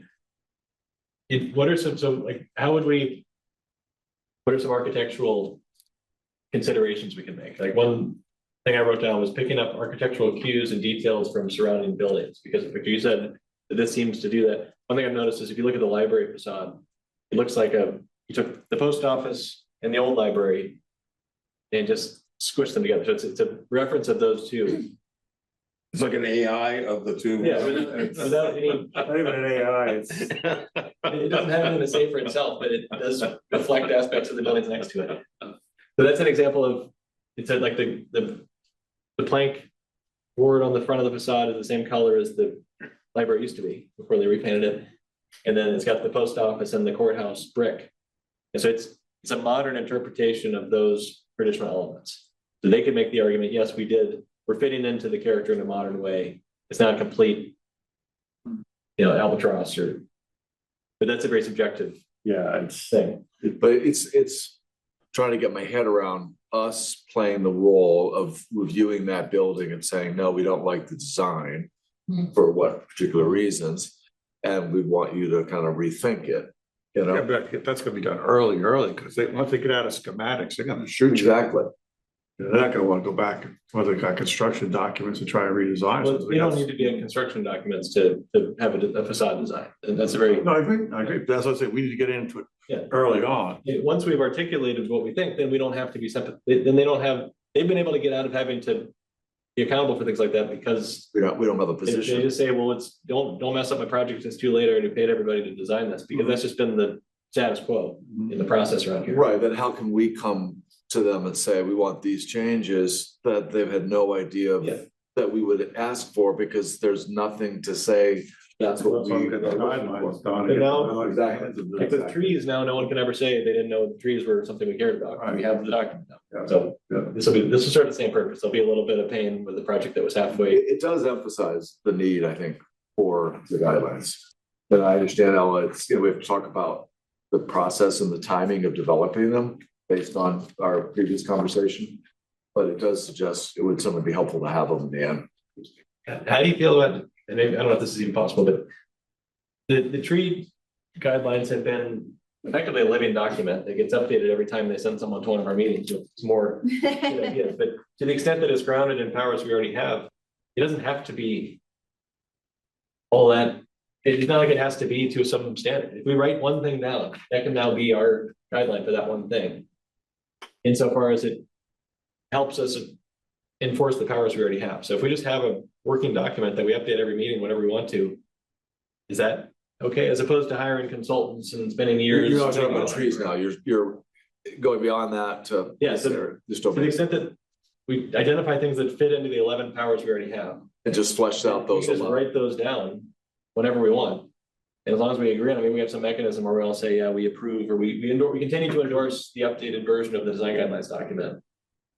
I think that, yeah, and it might again be like a way to just get things on paper as has been effective already. And it's almost like a memo to me as staff.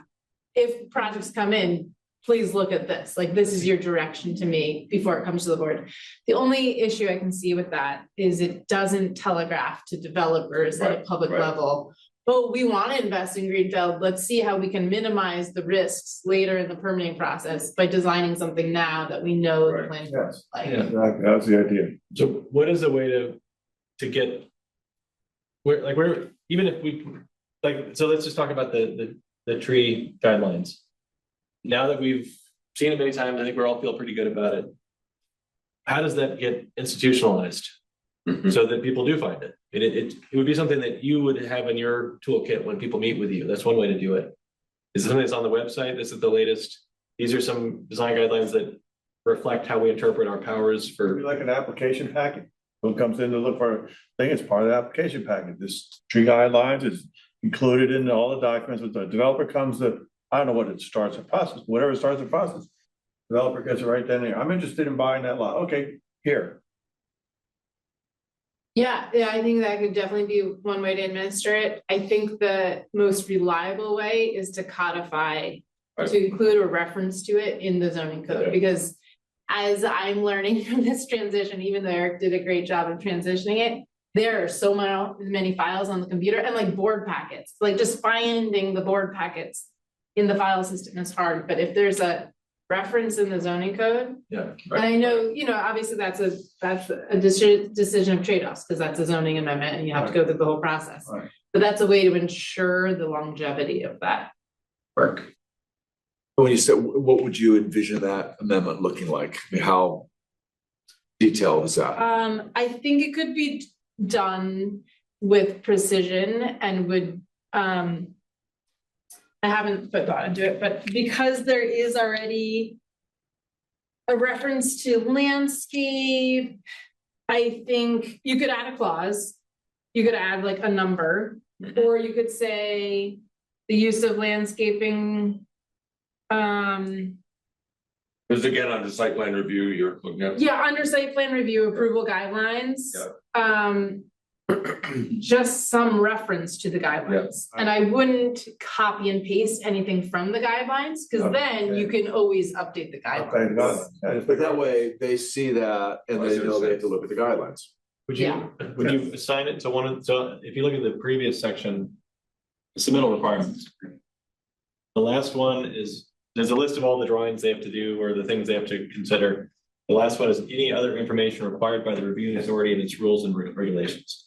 Could there just be number 12 and such design guidelines? But it's the idea is it's a catch-all.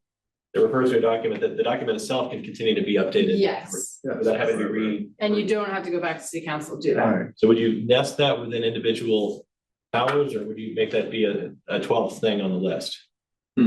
I think tree canopy from the updated master plan. He's talking about the design guidelines now. Oh, sorry, I'm gonna die now soon. Yeah. That plug work, but The tree guidelines or new design guidelines, like. we might come up with a third type of design guideline. Or maybe we put the tree design guidelines in our design guideline. I mean, I guess.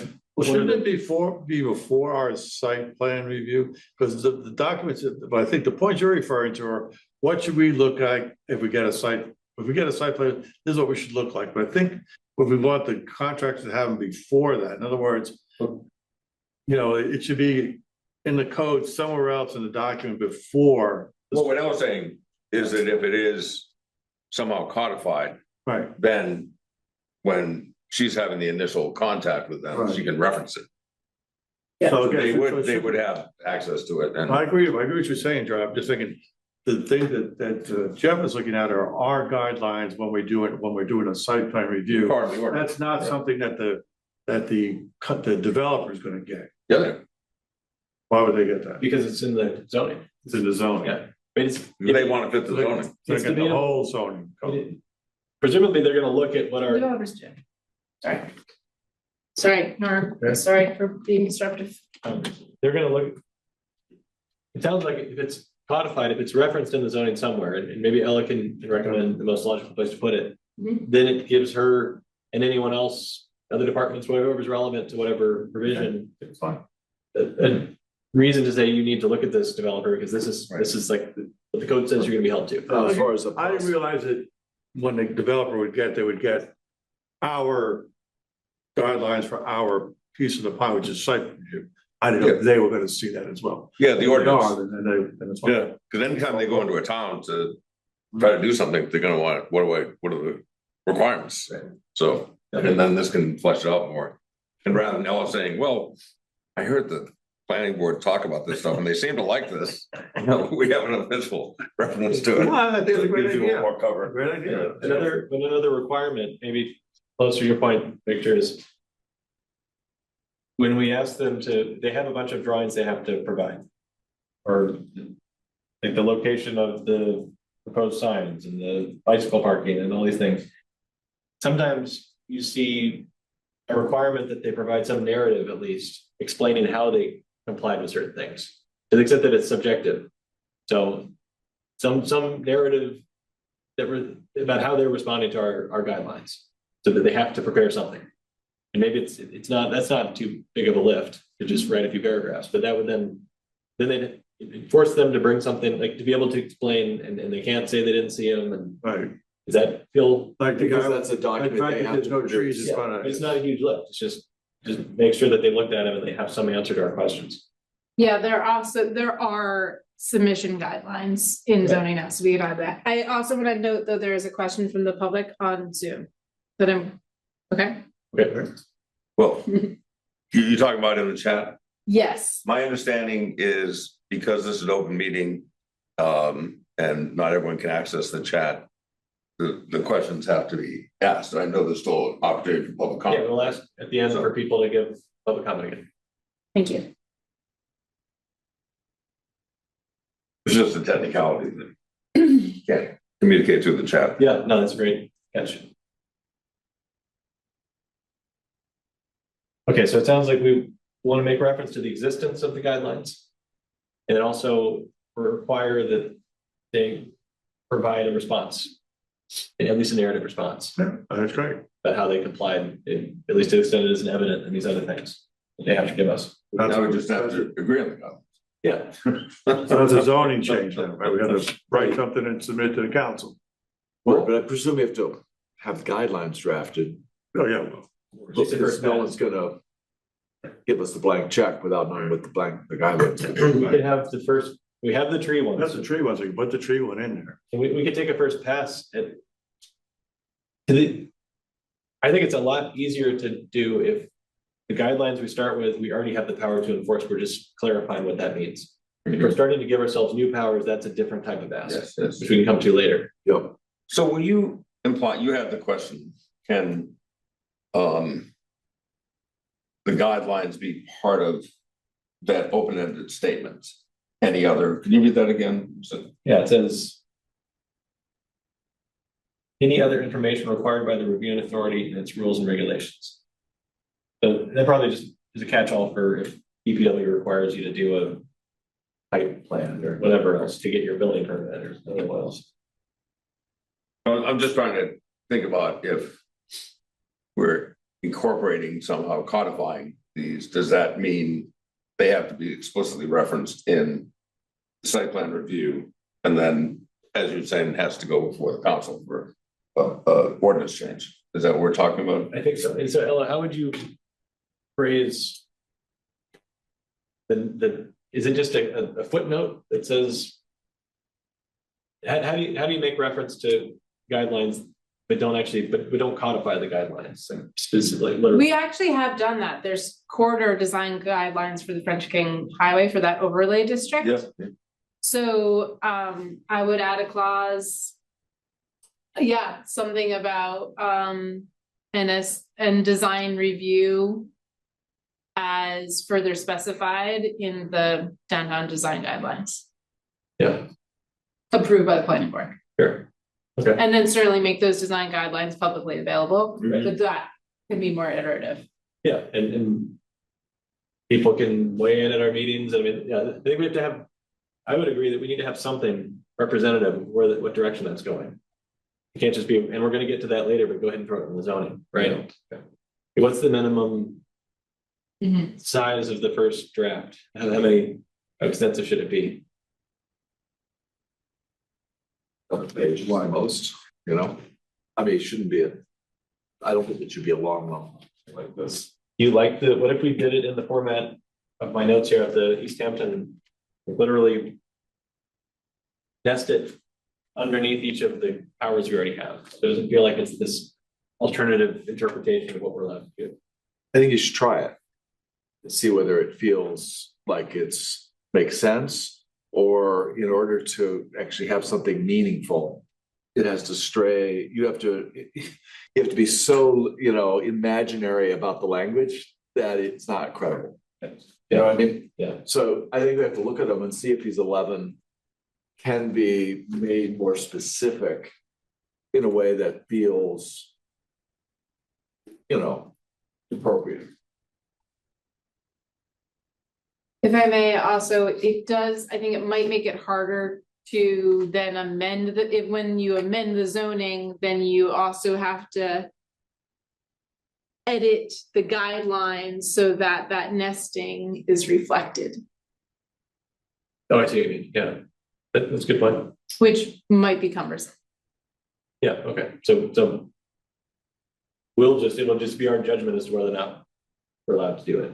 So we can go through the exercise of nesting them. Yes. And develop it, but then we take that away. That's a good point, yeah. Yeah, and it may read more coherently. Yeah, The other one might just feel like. what I'm afraid of is it would start to feel like we just started inventing ideas unilaterally Which without. is not credible. process. It's just to get from here to there requires a number of leaps and assumptions that start to feel like you're making law rather than. Yeah, so we'll just have to have discipline. I think you just have to see how it looks. And then at some point we can take that next step, but that would just be a bigger process. So the first step is to get something in there. And so were you proposing, Jeff, to draft something for us to review at the next meeting or something? Was that what you're? I think we should get up. I could, and I think we can go back to Victor's document to see if there's things in here that we feel fit into the low hanging fruit type items. We can continue to look at this. Like, what are some other just obvious things we feel we should take into account? I think we just do it collaboratively until we feel like we have a long enough list to justify the process of updating. We can also talk to the council, EDC, and see if we'd have to have a joint hearing with them if they think this makes sense as a process. Yep. Verify that this is the right thing to do.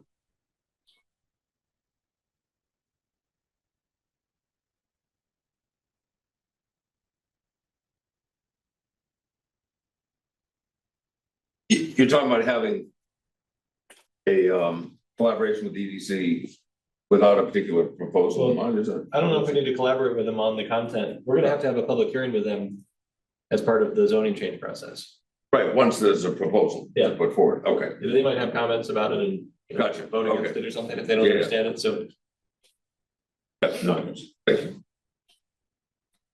you. Are there more, so maybe to just go back to some of the specifics, see if we can get a few more ideas in here. Which specifics? So back to the architectural one, protection of historic features and design, does not detract from the properties in the area. What are you referencing now? You're That's talking our guys. This is our Oh, okay. power number Our 9. power Got it. Thank you. And so my note so far is picking up architectural cues and details from surrounding buildings. What can we do that can help ensure that the architecture is going to be successful? That's a good word. Without overprescribing, Right. because overprescribing would also be maybe overstepping our power anyway. Yep. But not giving people just carte blanche to do whatever ugly thing they want to We do. just read what's written and cross off and circle what we like and don't like. Say this meets that guideline. We talk about protecting the building. Maybe we look down and say, okay, this is massing. I would like to start there. You want to throw architectural details. I mean, I don't know, let's go. The architectural details should be used to create depth, shadow, and visual interest, avoiding flat or featureless facade along public streets. Where are you? I'm under 3, architectural details. Key guidelines. Where it says the intent should be to reinforce pedestrian scale, visual interest and craftsmanship, particularly at the ground floor where buildings engage the public realm. Detail should contribute to a cohesive downtown character while allowing for architectural variety and contemporary expression. That's the intent. And you've got the different pieces. So which of these? So that's what I'm saying, maybe you want to see which ones we agreed fit what you're Yeah. looking at and which ones don't, That makes sense. and then cross them off. Yeah, great. If it works, then we keep it. If it doesn't work, you cross it off. Avoiding flat and featureless facades seems a good one. Which one? The first one? Architecture should be used to create depth. That's what I'm avoiding flat, yeah. Yep. But that's a good one. That's a cheaper. Okay. Architectural details, that's where we are, okay. Building should express a clear hierarchy of detail with the greatest level of articulation and refinement on the ground floor and at building entrances. Important, not important? Maybe we get away from the next one, maybe that's too detailed. Ground floor facade should include pedestrian scale elements such as frames, storefronts, recessed entries, transoms, canopies. Maybe that's too much detail. I think that's a good one. Okay. Changes in plane, material, texture, or detailing should be used to articulate facade bays and reinforce traditional downtown rhythms. Okay. Reinforce traditional downtown rhythms. In other words, you don't want a white plastic facade like Wilson's right next to a red brick building. That's not keeping the rhythm. Yeah, but when you have to say in other words, I guess, I wonder if we should use other words. Yeah. Because, Don't understand what that means. the, Skip to the next one. Architectural detailing should be integrated into the building design rather than applied superficially or as a decorative trim without functional or visual purpose. If you put those together, those two sides of the same coin, is one easier to justify, like that one you just read, just don't make a cheap, ugly facade that's glued on. So you want to lose the changes in plane? I think they say different things, but that's okay. They do say different things, but changes in plan, that one's more subjective in my opinion, whereas if like avoiding flat or featureless facades is avoiding excessively cheap looking buildings that are going to look horrible in the future, which is a detraction to downtown, whether regardless of what the style is. So separating Changes in plane, material, texture, detailing, is that a style consideration? Is that a quality consideration? I think it's a style on that particular one. I think it's, again, it's trying to reinforce, I don't know if you like, say themes, as opposed to rhythms. I mean, but if you think the word rhythms is bad, just a different word, But but articulating facade bays implies a certain architectural approach also. Yeah, I just don't know what that last one means. Reinforcing traditional downtown rhythms. I take it as it's trying to create traditional architecture. I see it as trying to match what's already there. If all of our buildings downtown look like McDonald's and Wendy's, then the new building should look like a McDonald's and a Wendy's. I don't, That's how I see it. but I think that's what Ella brought out as actually a value that we really need to, because do we want all the buildings to look the same? No, but Or they do we- complement each other. I know, but some can be modern and some can And be that could be not. true, but that's not again, the rhythms. Okay, you've got nice brick, you've got some stone, you've got some wood, then all of a sudden you've got a solid glass and metal building. It's modern, it's got the same window lineup, the doors are the same height, all of a sudden it's this big metal and glass. Does that really flow with what you're trying to do? That's just all my opinion. I'm not trying to make a cookie cutter town, but I don't like what I see. And I don't think we want to be a part of a body that continues that to happen in Greenfield when we're trying to revitalize Greenfield. We're trying to make it a place where people want to come and shop and live. And if we continue to allow it to become an amorphous creature, then I don't think we're doing our job. There's a classic Supreme Court justice said, I can't define something, but I know it when I see it. And that's the trouble with these things is, we can say, oh, doesn't everybody think that's awful? But, how do we convey some things are real clear. Avoiding flat or featureless facades, great. That seems, non-controversial and clear. As we get into more detail, it's just to know what is, which of these things we want to prioritize. I reviewed this and really appreciated this draft, and I think there were other bullets that relate to traditional downtown rhythms that might more effectively articulate it. And some of it's duplicate. I mean, I didn't take everything out, but there are some duplications. Like, there's another line down here about blank wall of facades with minimal. Yeah. I mean, you can cross that out, right? That's the same thing as a top person. And were you saying, Ellen, that you talk about some you saw in the examples we have been looking at? No, just Okay, like fine. further down in this draft, Oh, I see, okay. under facades, Ah. there's something about traditional downtown lot patterns, which I think even that better communicates maybe what the intent of downtown rhythm is. Yeah, it might make sense to start with number one. And I had an urban design teacher who wrote things down, called it blocks, I think it was blocks, lots, and buildings, like that's the hierarchy of design. So you start with the site design, then you get to the building and the mass, and then you get to the architectural articulation, and some of the things I think that might get taken care of in massing, for example. I think the position of the building is a lot of the reason why Main Street looks like a mess, because the buildings are just all over the place. With different setbacks and different orientations to the street. If they were all the same exact building, but all brought to a consistent street edge, we might not have that complaint anymore. And maybe it isn't the architecture as much as it's the site design for the setback. Well, you would start with architecture and just jump to it, that's why. I know that, but because we did that, it at least helped me think about why we should approach the city. Victor, you're always, I think, pushing us to action in a very productive way. And how long do you guys want to go tonight, by the way? It's 8 o'clock. We don't have to I be have a done. date at 8:30 with my brother, but we're not in fun. Right. So that's 30 minutes. Yeah, but 3 minutes. I'll stay as long as you want up to there. So why don't we spend a few more minutes going through some of these, because I think this is helpful. And a lot of these feel pretty in bounds too. the things we can already regulate. Some of them maybe cross the line, but to go through it together. Yeah, well, yeah, and the question is how to thin it out, you know, because it's too long. We've all agreed to that, and so you gotta come up with what things to take out. Yeah. Like I said, some And of everyone's them nuance might a be little bit different. duplications, there might be duplications in there, but it's possible. So it's really identifying which are the key ones. Yeah, or the more obvious ones, like, I think we all agree, flat featureless facades, that's the, Yeah, we've done about that one, but what about in the site design and layout? What would you say are the significant ones?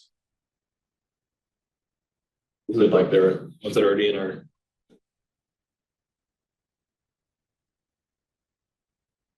The protection of historic features and surrounding properties through context-sensitive site and building design. Again, the language itself is context-sensitive site and building design, but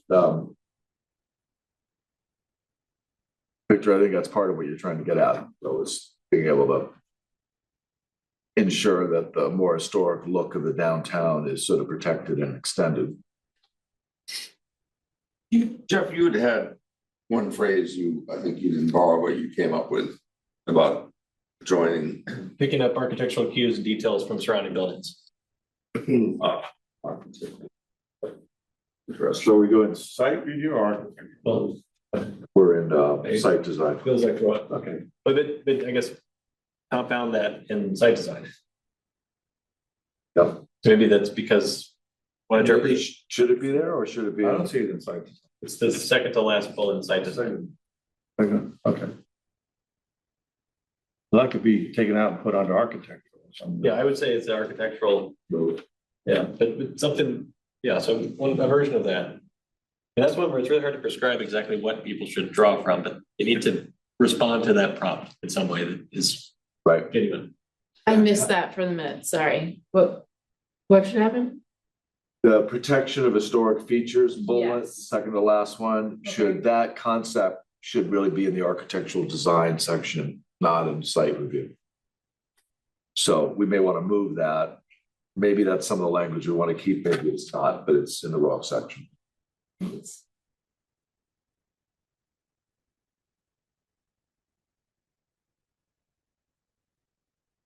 I think kind of as you're, was saying before, Jeff, about giving, some sort of narrative, being given some sort of narrative.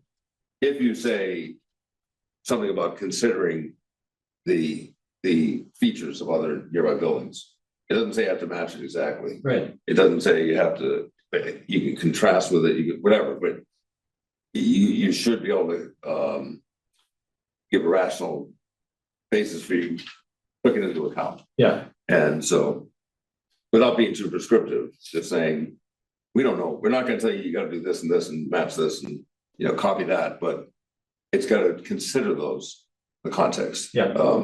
And that seems pretty concrete, in the sense of, and then asking for a response. So that's, I don't know if that seems reasonable to, them to give some rationale for why they looked at the surrounding area and thought this was compatible, Right. I guess, or. Why are they proposing this design, given everything that's around it? Right. Well, that could be like almost an ending statement to the whole guidelines. You just have that in there saying, here's what we're looking at, give us your rationale for why you did take what we're asking you to look at. I mean, Or how you did. how you did. That gives a now, you've reviewed our guidelines. Now, please give us a narrative on your design, comparing it to these guidelines. yeah. You ever seen an essay question that has an overarching prompt and then a series of bullets that kind of, you're not being asked to respond to every single bullet individually, so we could have 40 bullets, but they're nested within 5 primary questions. So they give us 5 responses, and each response needs to touch on the 4 things that are below that. Gotcha. So they can have a little more latitude, and it's not asking them to write reams of paper, but it gives us a chance to put down the things we care about. Just wanted to do a time check, Jeff, because I know that you wanted to give whoever wanted to, remember the public to make up to 3-minute statement, so I don't know how many people. Do we have a preservation committee liaison report today? Victor? No. Sorry. Sure, well, why don't we wrap up? Was anything else jumping out at people that we should check off or circle? I like to keep this 5P guidelines and number one, generally we're good, in my opinion. They're pretty simple and to the point. The initial ones or the, And last the little last five? orient buildings to the street, encourage continuous building projects. Those are very just best practices for Yep. design. Oh, I see what you're talking about. Okay. Yeah, those are the keys. Yeah, I like those. No. Yeah. So you rather like lose everything above and just use that in there? Or do you Not wanna? necessarily. But they're But close more, to it. they're more simplified and to the point. Yeah, I think so. They're very readable. Yeah. The way these site design guidelines work, many of these are already pretty well covered, I think. Unlike the other categories, I feel like we have a lot of things too. Yeah. Like stormwater management, we've got that pretty clearly Mm-hmm. articulated, so that one's covered. But some of these are not covered in our rules already. Yeah. Building massing and scale, the first guideline, the street wall idea talked about. That's sort of already said, isn't it? Yeah, So you wanna lose the first one? I like the first one. We keep it. Yeah, the second one is. I personally, I forget, some architecture colleague that had a word for this. You've ever seen buildings that just have this, just this weird composition of planes and building faces because they get held to a rule like this where you have to break it down into smaller distinct pieces and you have to have at least 6 in this direction and 7 in that direction. Which one are you looking I'm at? looking at the second, It's it's large large buildings. or it shouldn't have one long vertical face. Oh, I see what you're saying. Okay, let's look at that. You know. That's what I'm saying. So sometimes those get so prescriptive that the building is just this disaster. Maybe this Yes. is not too prescriptive. This is still kind of general. I like the third one.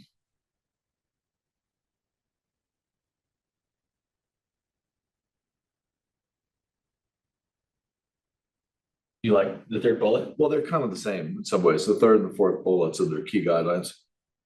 Building height, mass should be scaled back. Then the upper steps, area step backs. I mean, that's, So the fourth one is more detailed than the first. yeah, it is. Why do you think that's important? It's the design change they made on East Hampton to make it more attractive, where it was just one big facade. And they pushed that top floor back a bit, and We're it just just, talking about the concern about the new height. Loud, I got this idea, we're gonna turn our downtown into a tunnel. That's impossible. That's what I'm saying, so, but this addresses that. Yeah, but it's an invalid concern, in my opinion. I think, I guess this one is one that. what Jeff is invalid about it. I mean, It's not, Main Street is so wide and you can, even if you went to whatever the height limit is, 80 feet, it's not gonna dwarf, Main Street's wider than that, so the golden ratio still applies. It's not, I don't think it's, what people think they're commenting on isn't a real thing if you were to actually model it out, in my opinion. I also don't think we're gonna get 8, 9-story buildings. The tallest building we'll ever get is a 4-story building under today's economic conditions anyway. But to impose a step back, just for the sake of having a step back, makes a building more expensive, less feasible, Oh, that's fair. less units, less, so to like take a 3-story building and push the top floor back 20 feet just makes that building less likely to ever happen. Yeah, we wanna get rid of that bulb. But I know other people feel strongly about that too, so that was, I'm prepared to push back on that one, but we don't have to, I don't have to win. Well, I wanted to hear it, because I know there's sort of controversy around this point, I so think it's it's just, one of the, I think it's a reckless, we just have to think very carefully about that one in particular, if we really wanted to do that. yeah, that's fair. I would need to be convinced, but Yeah, no, I appreciate your concern about it. Because I mean, the hardest thing honestly is getting anything built. yeah, no one's doing it. Getting the wrong thing built is less likely than not anything being built, in my mind. Yeah, that's right. And just given the current market. Yeah, So, but no, we don't want the wrong things built either. But it's just, we don't want to discourage, we don't want to make the perfect, it's the enemy of what's possible here. No, we don't. Once you say anyone away, we just want to give them guidance. yeah, an 80-foot height limit is not gonna result in anything taller than 6 stories in reality. Yeah, so. Yeah, so it may not be that you need to do a pushback on a 4-story building. So. 4 stories isn't too tall. Huh? Yeah, because many buildings in downtown are already 4 stories. Yeah, so 4-story doesn't really require it, but it's really if you wanted to go higher, which I understand you're saying won't likely happen. Or zoning does allow it, so, But even if it did happen, it would be I would welcome it because that's just more density, more units, more value, more taxable revenue. And even a 6-story building wouldn't create a canyon effect, the one building that would ever be built that tall. If we had multiple very tall buildings and we didn't want to have another one, we could talk about that. But we don't have a single building that is that tall. So I don't see it as, it's not a problem to solve. At this point, we need to be permissive to allow things to happen within reason. I agree with that. I mean, that's an important, almost a value statement. You know, Within this section on number 2, key guidelines on the next page, page 7. I like the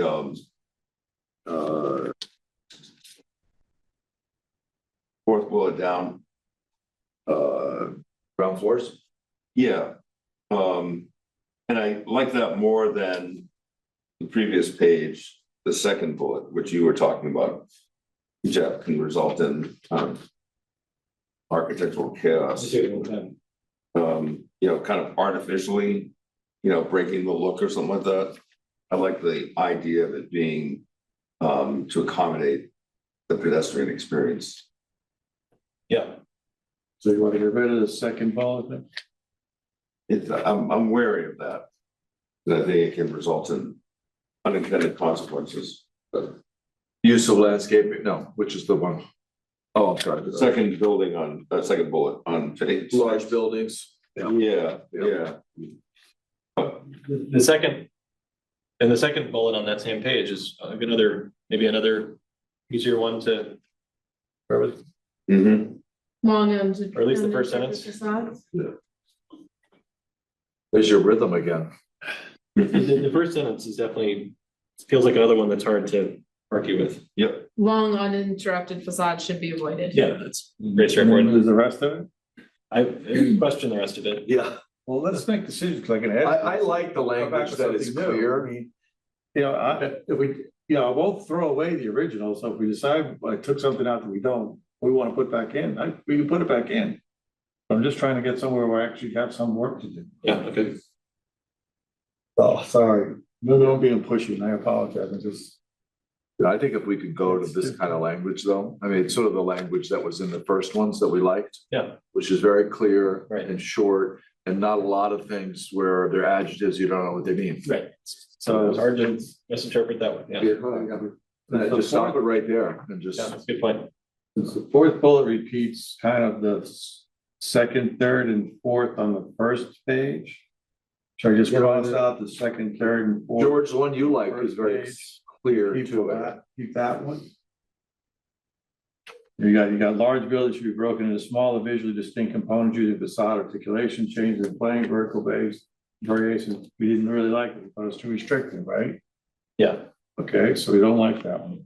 Building height and mass should be scaled to street width with upper stories designed to reduce perceived light and bulk. We don't think that's necessary because we don't have that issue.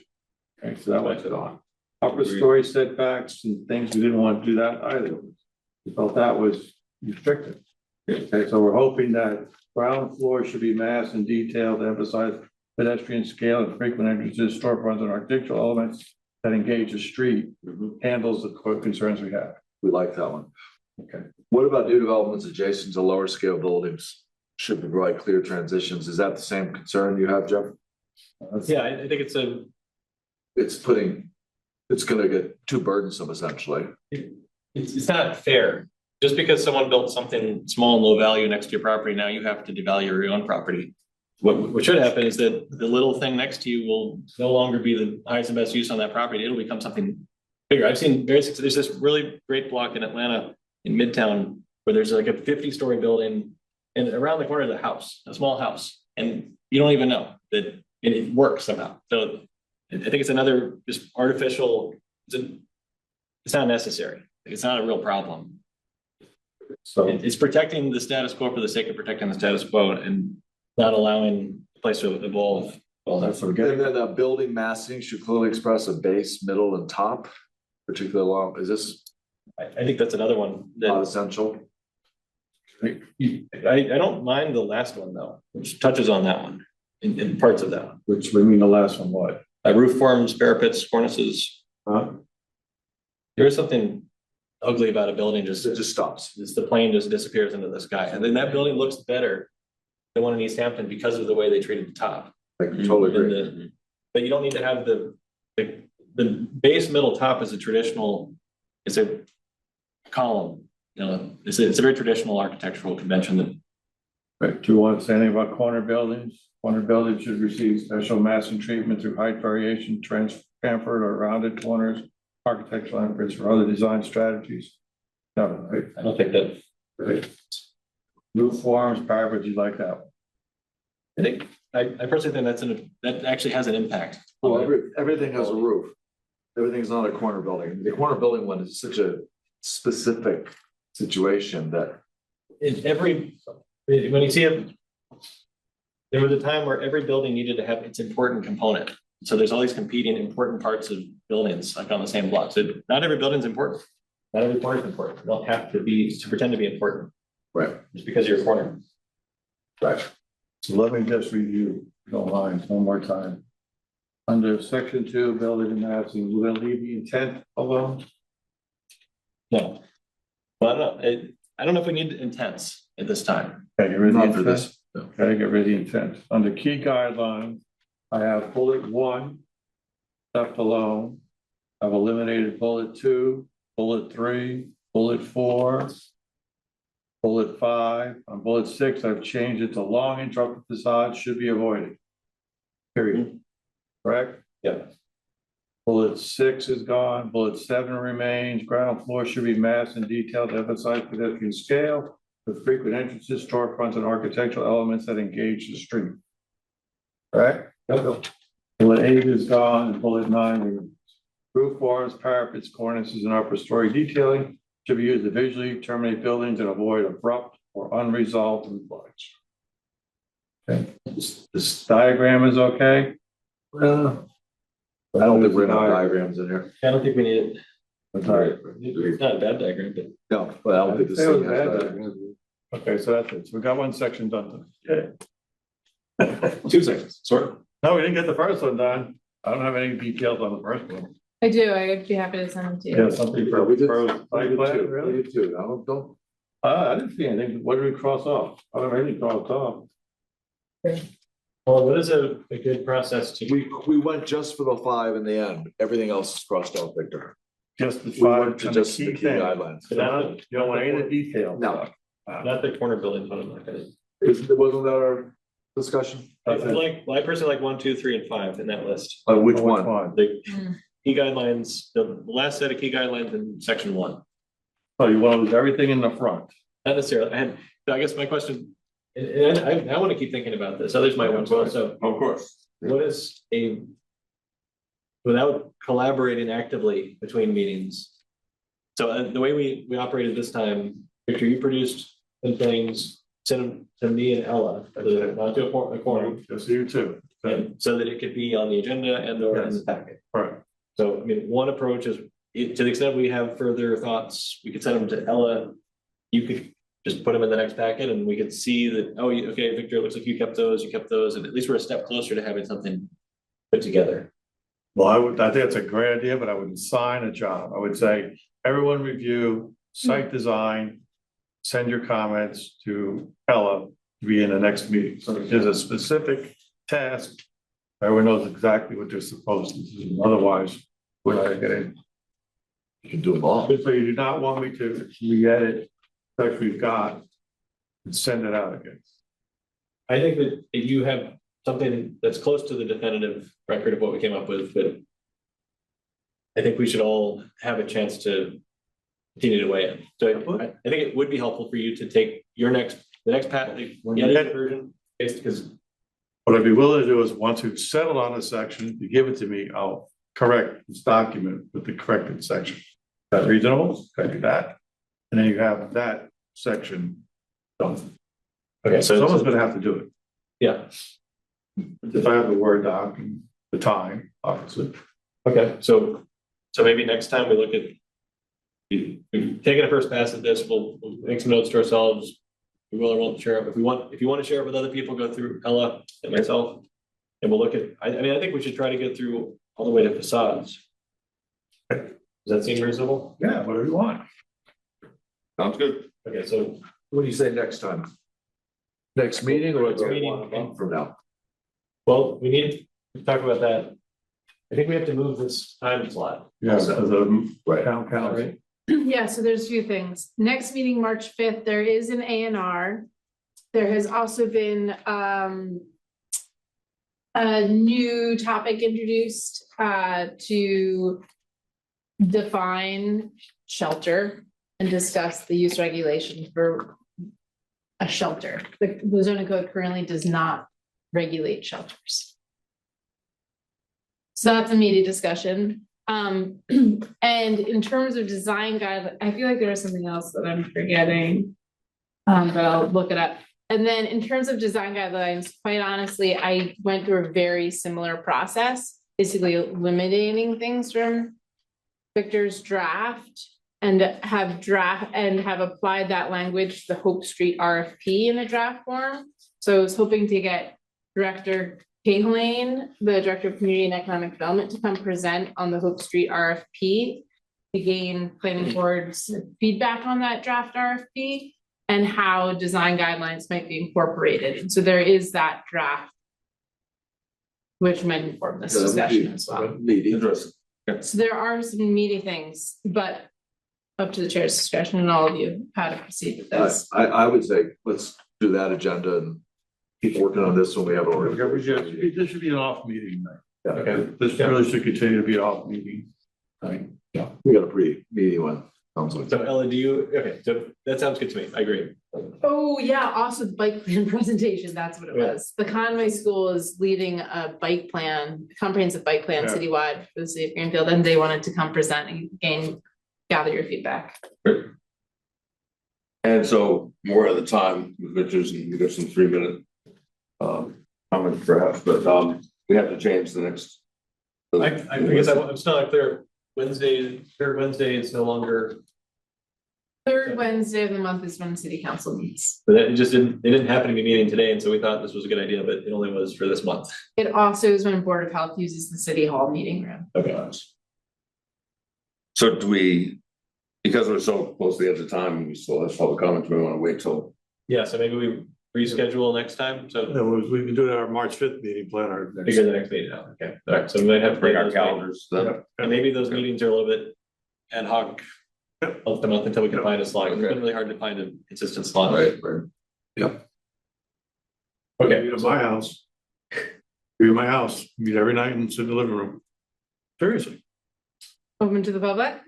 Yeah, we got the Zoom, let people come in, people want to visit. I got a living room next to it, so I guess they could. I'll be Sounds there. It'll start tomorrow. All right. I'm serious. Okay, so we're through the agenda. Victor's got a date. So now that we're through the agenda, second chance for a 3-minute comment from people from the public. You can't use the chat, so you have to do it by voice. Please raise your virtual hand if you would like to speak at this time. Okay, yep. You want hand, anyone else want to put their hands up? Okay, Stephanie? Hi, I'm sorry. I had asked Ella to read my comments because my throat really hurts. If that would be okay. Yes. Certainly. Yes. So this was sent at 7:31 PM by Stephanie Duclos. What is the correlation between grants accepted by the city and the planning director / board? Does the site plan approval process incorporate the intent of the city design in accordance with the master plan and grant application and expenditures? I believe we accepted grants that had design implications, i.e. the pocket park. Are these considerations when plans are approved? Historical grants, downtown complete streets grants, green grants. Do our planning approvals reflect the statements of purpose as stated in our grant applications or CDBG? And then she also added a link to the site plan submission checklist as it was relevant to the member discussion. So I'm not sure I understand the questions. Is this CPA grants? We say, do we review them based on our guidelines regardless of the funding source? That would Is that what you I think- refer to? I don't know, Stephanie, are you referring to the CPA grants in this case? No, more like when, Athena applies through planning department and building department, grants for the city. I believe she submits some sort of design or purpose with those grants. So I was just wondering if the planning board and the planning director had input and if they were correlated in some way when you guys approve site plan approvals, like the intent of receiving the complete street grants. Maybe we wanted, there was intent for green space and pedestrian and bike lanes and so on. So I didn't know if you guys are incorporating your like downtown approvals to reflect what those grants had been approved for prior. I just didn't know if you guys reviewed what she submits. Thanks, sorry. No problem. No, feel better. And what she is talking about, Amy, is that- RDI? Athena is our grants administrator, who okay. is staff at the Right. Economic and Community Development. So she's asking if she comes to us and we review what she's submitting? I don't think we did. I've never seen anything. Yeah, I mean, I guess I would say to the extent that a project falls into our jurisdiction, we'll review it like any other project per the guidelines we come up with and what we're allowed to do in the zoning. Perhaps it's not, we don't actually review what she's submitting for, but once it's approved and a plan is then put forward, we would look at it at that point, If right? it's the type of thing we look at, yeah. Right. I mean, it's two other responses. One is, like with the tree guidelines, some of the things we produce, especially that, might have another life as a reference for grant application, which is not under our jurisdiction, but it's a document that's come through this process that could be relevant to Or- make it better. or the master plan. That was gonna be the third one, exactly, yeah. That's the thing. The master plan, yeah, we're not. Yeah, you want to talk about how that would, Well, I think that was part of Stephanie's question is, might the master plan be used as a reference for I see, that's okay. the purpose or the rationale for the grants? And I would think there would be consideration of that. Usually, Yeah. if you have a plan you're referencing with a grant application, it strengthens the grant application. Yes, Because you can prove that it's what the community wants. exactly. I would agree with that. So, thank you, good question. Interesting. All right. With that. Who else raised their hand? Next meeting, March 5th, back at City Hall, 6 o'clock. 6 o'clock. A motion to adjourn. So moved. Second. All in favor? Aye. Thank you. Thank you. That was fun. Thank you, Victor, for all that hard work. I love Who getting moved things. that? Sorry. I'm Georgia and Victor second. Hey, I don't think I ever went by and signed the second form, Ella. It's okay. It was filed with clerk, Okay, so it's good. the one original, And that was all was really needed. yes. So in the future. Don't think you don't have to do it next time. Don't worry about it. plan fell apart.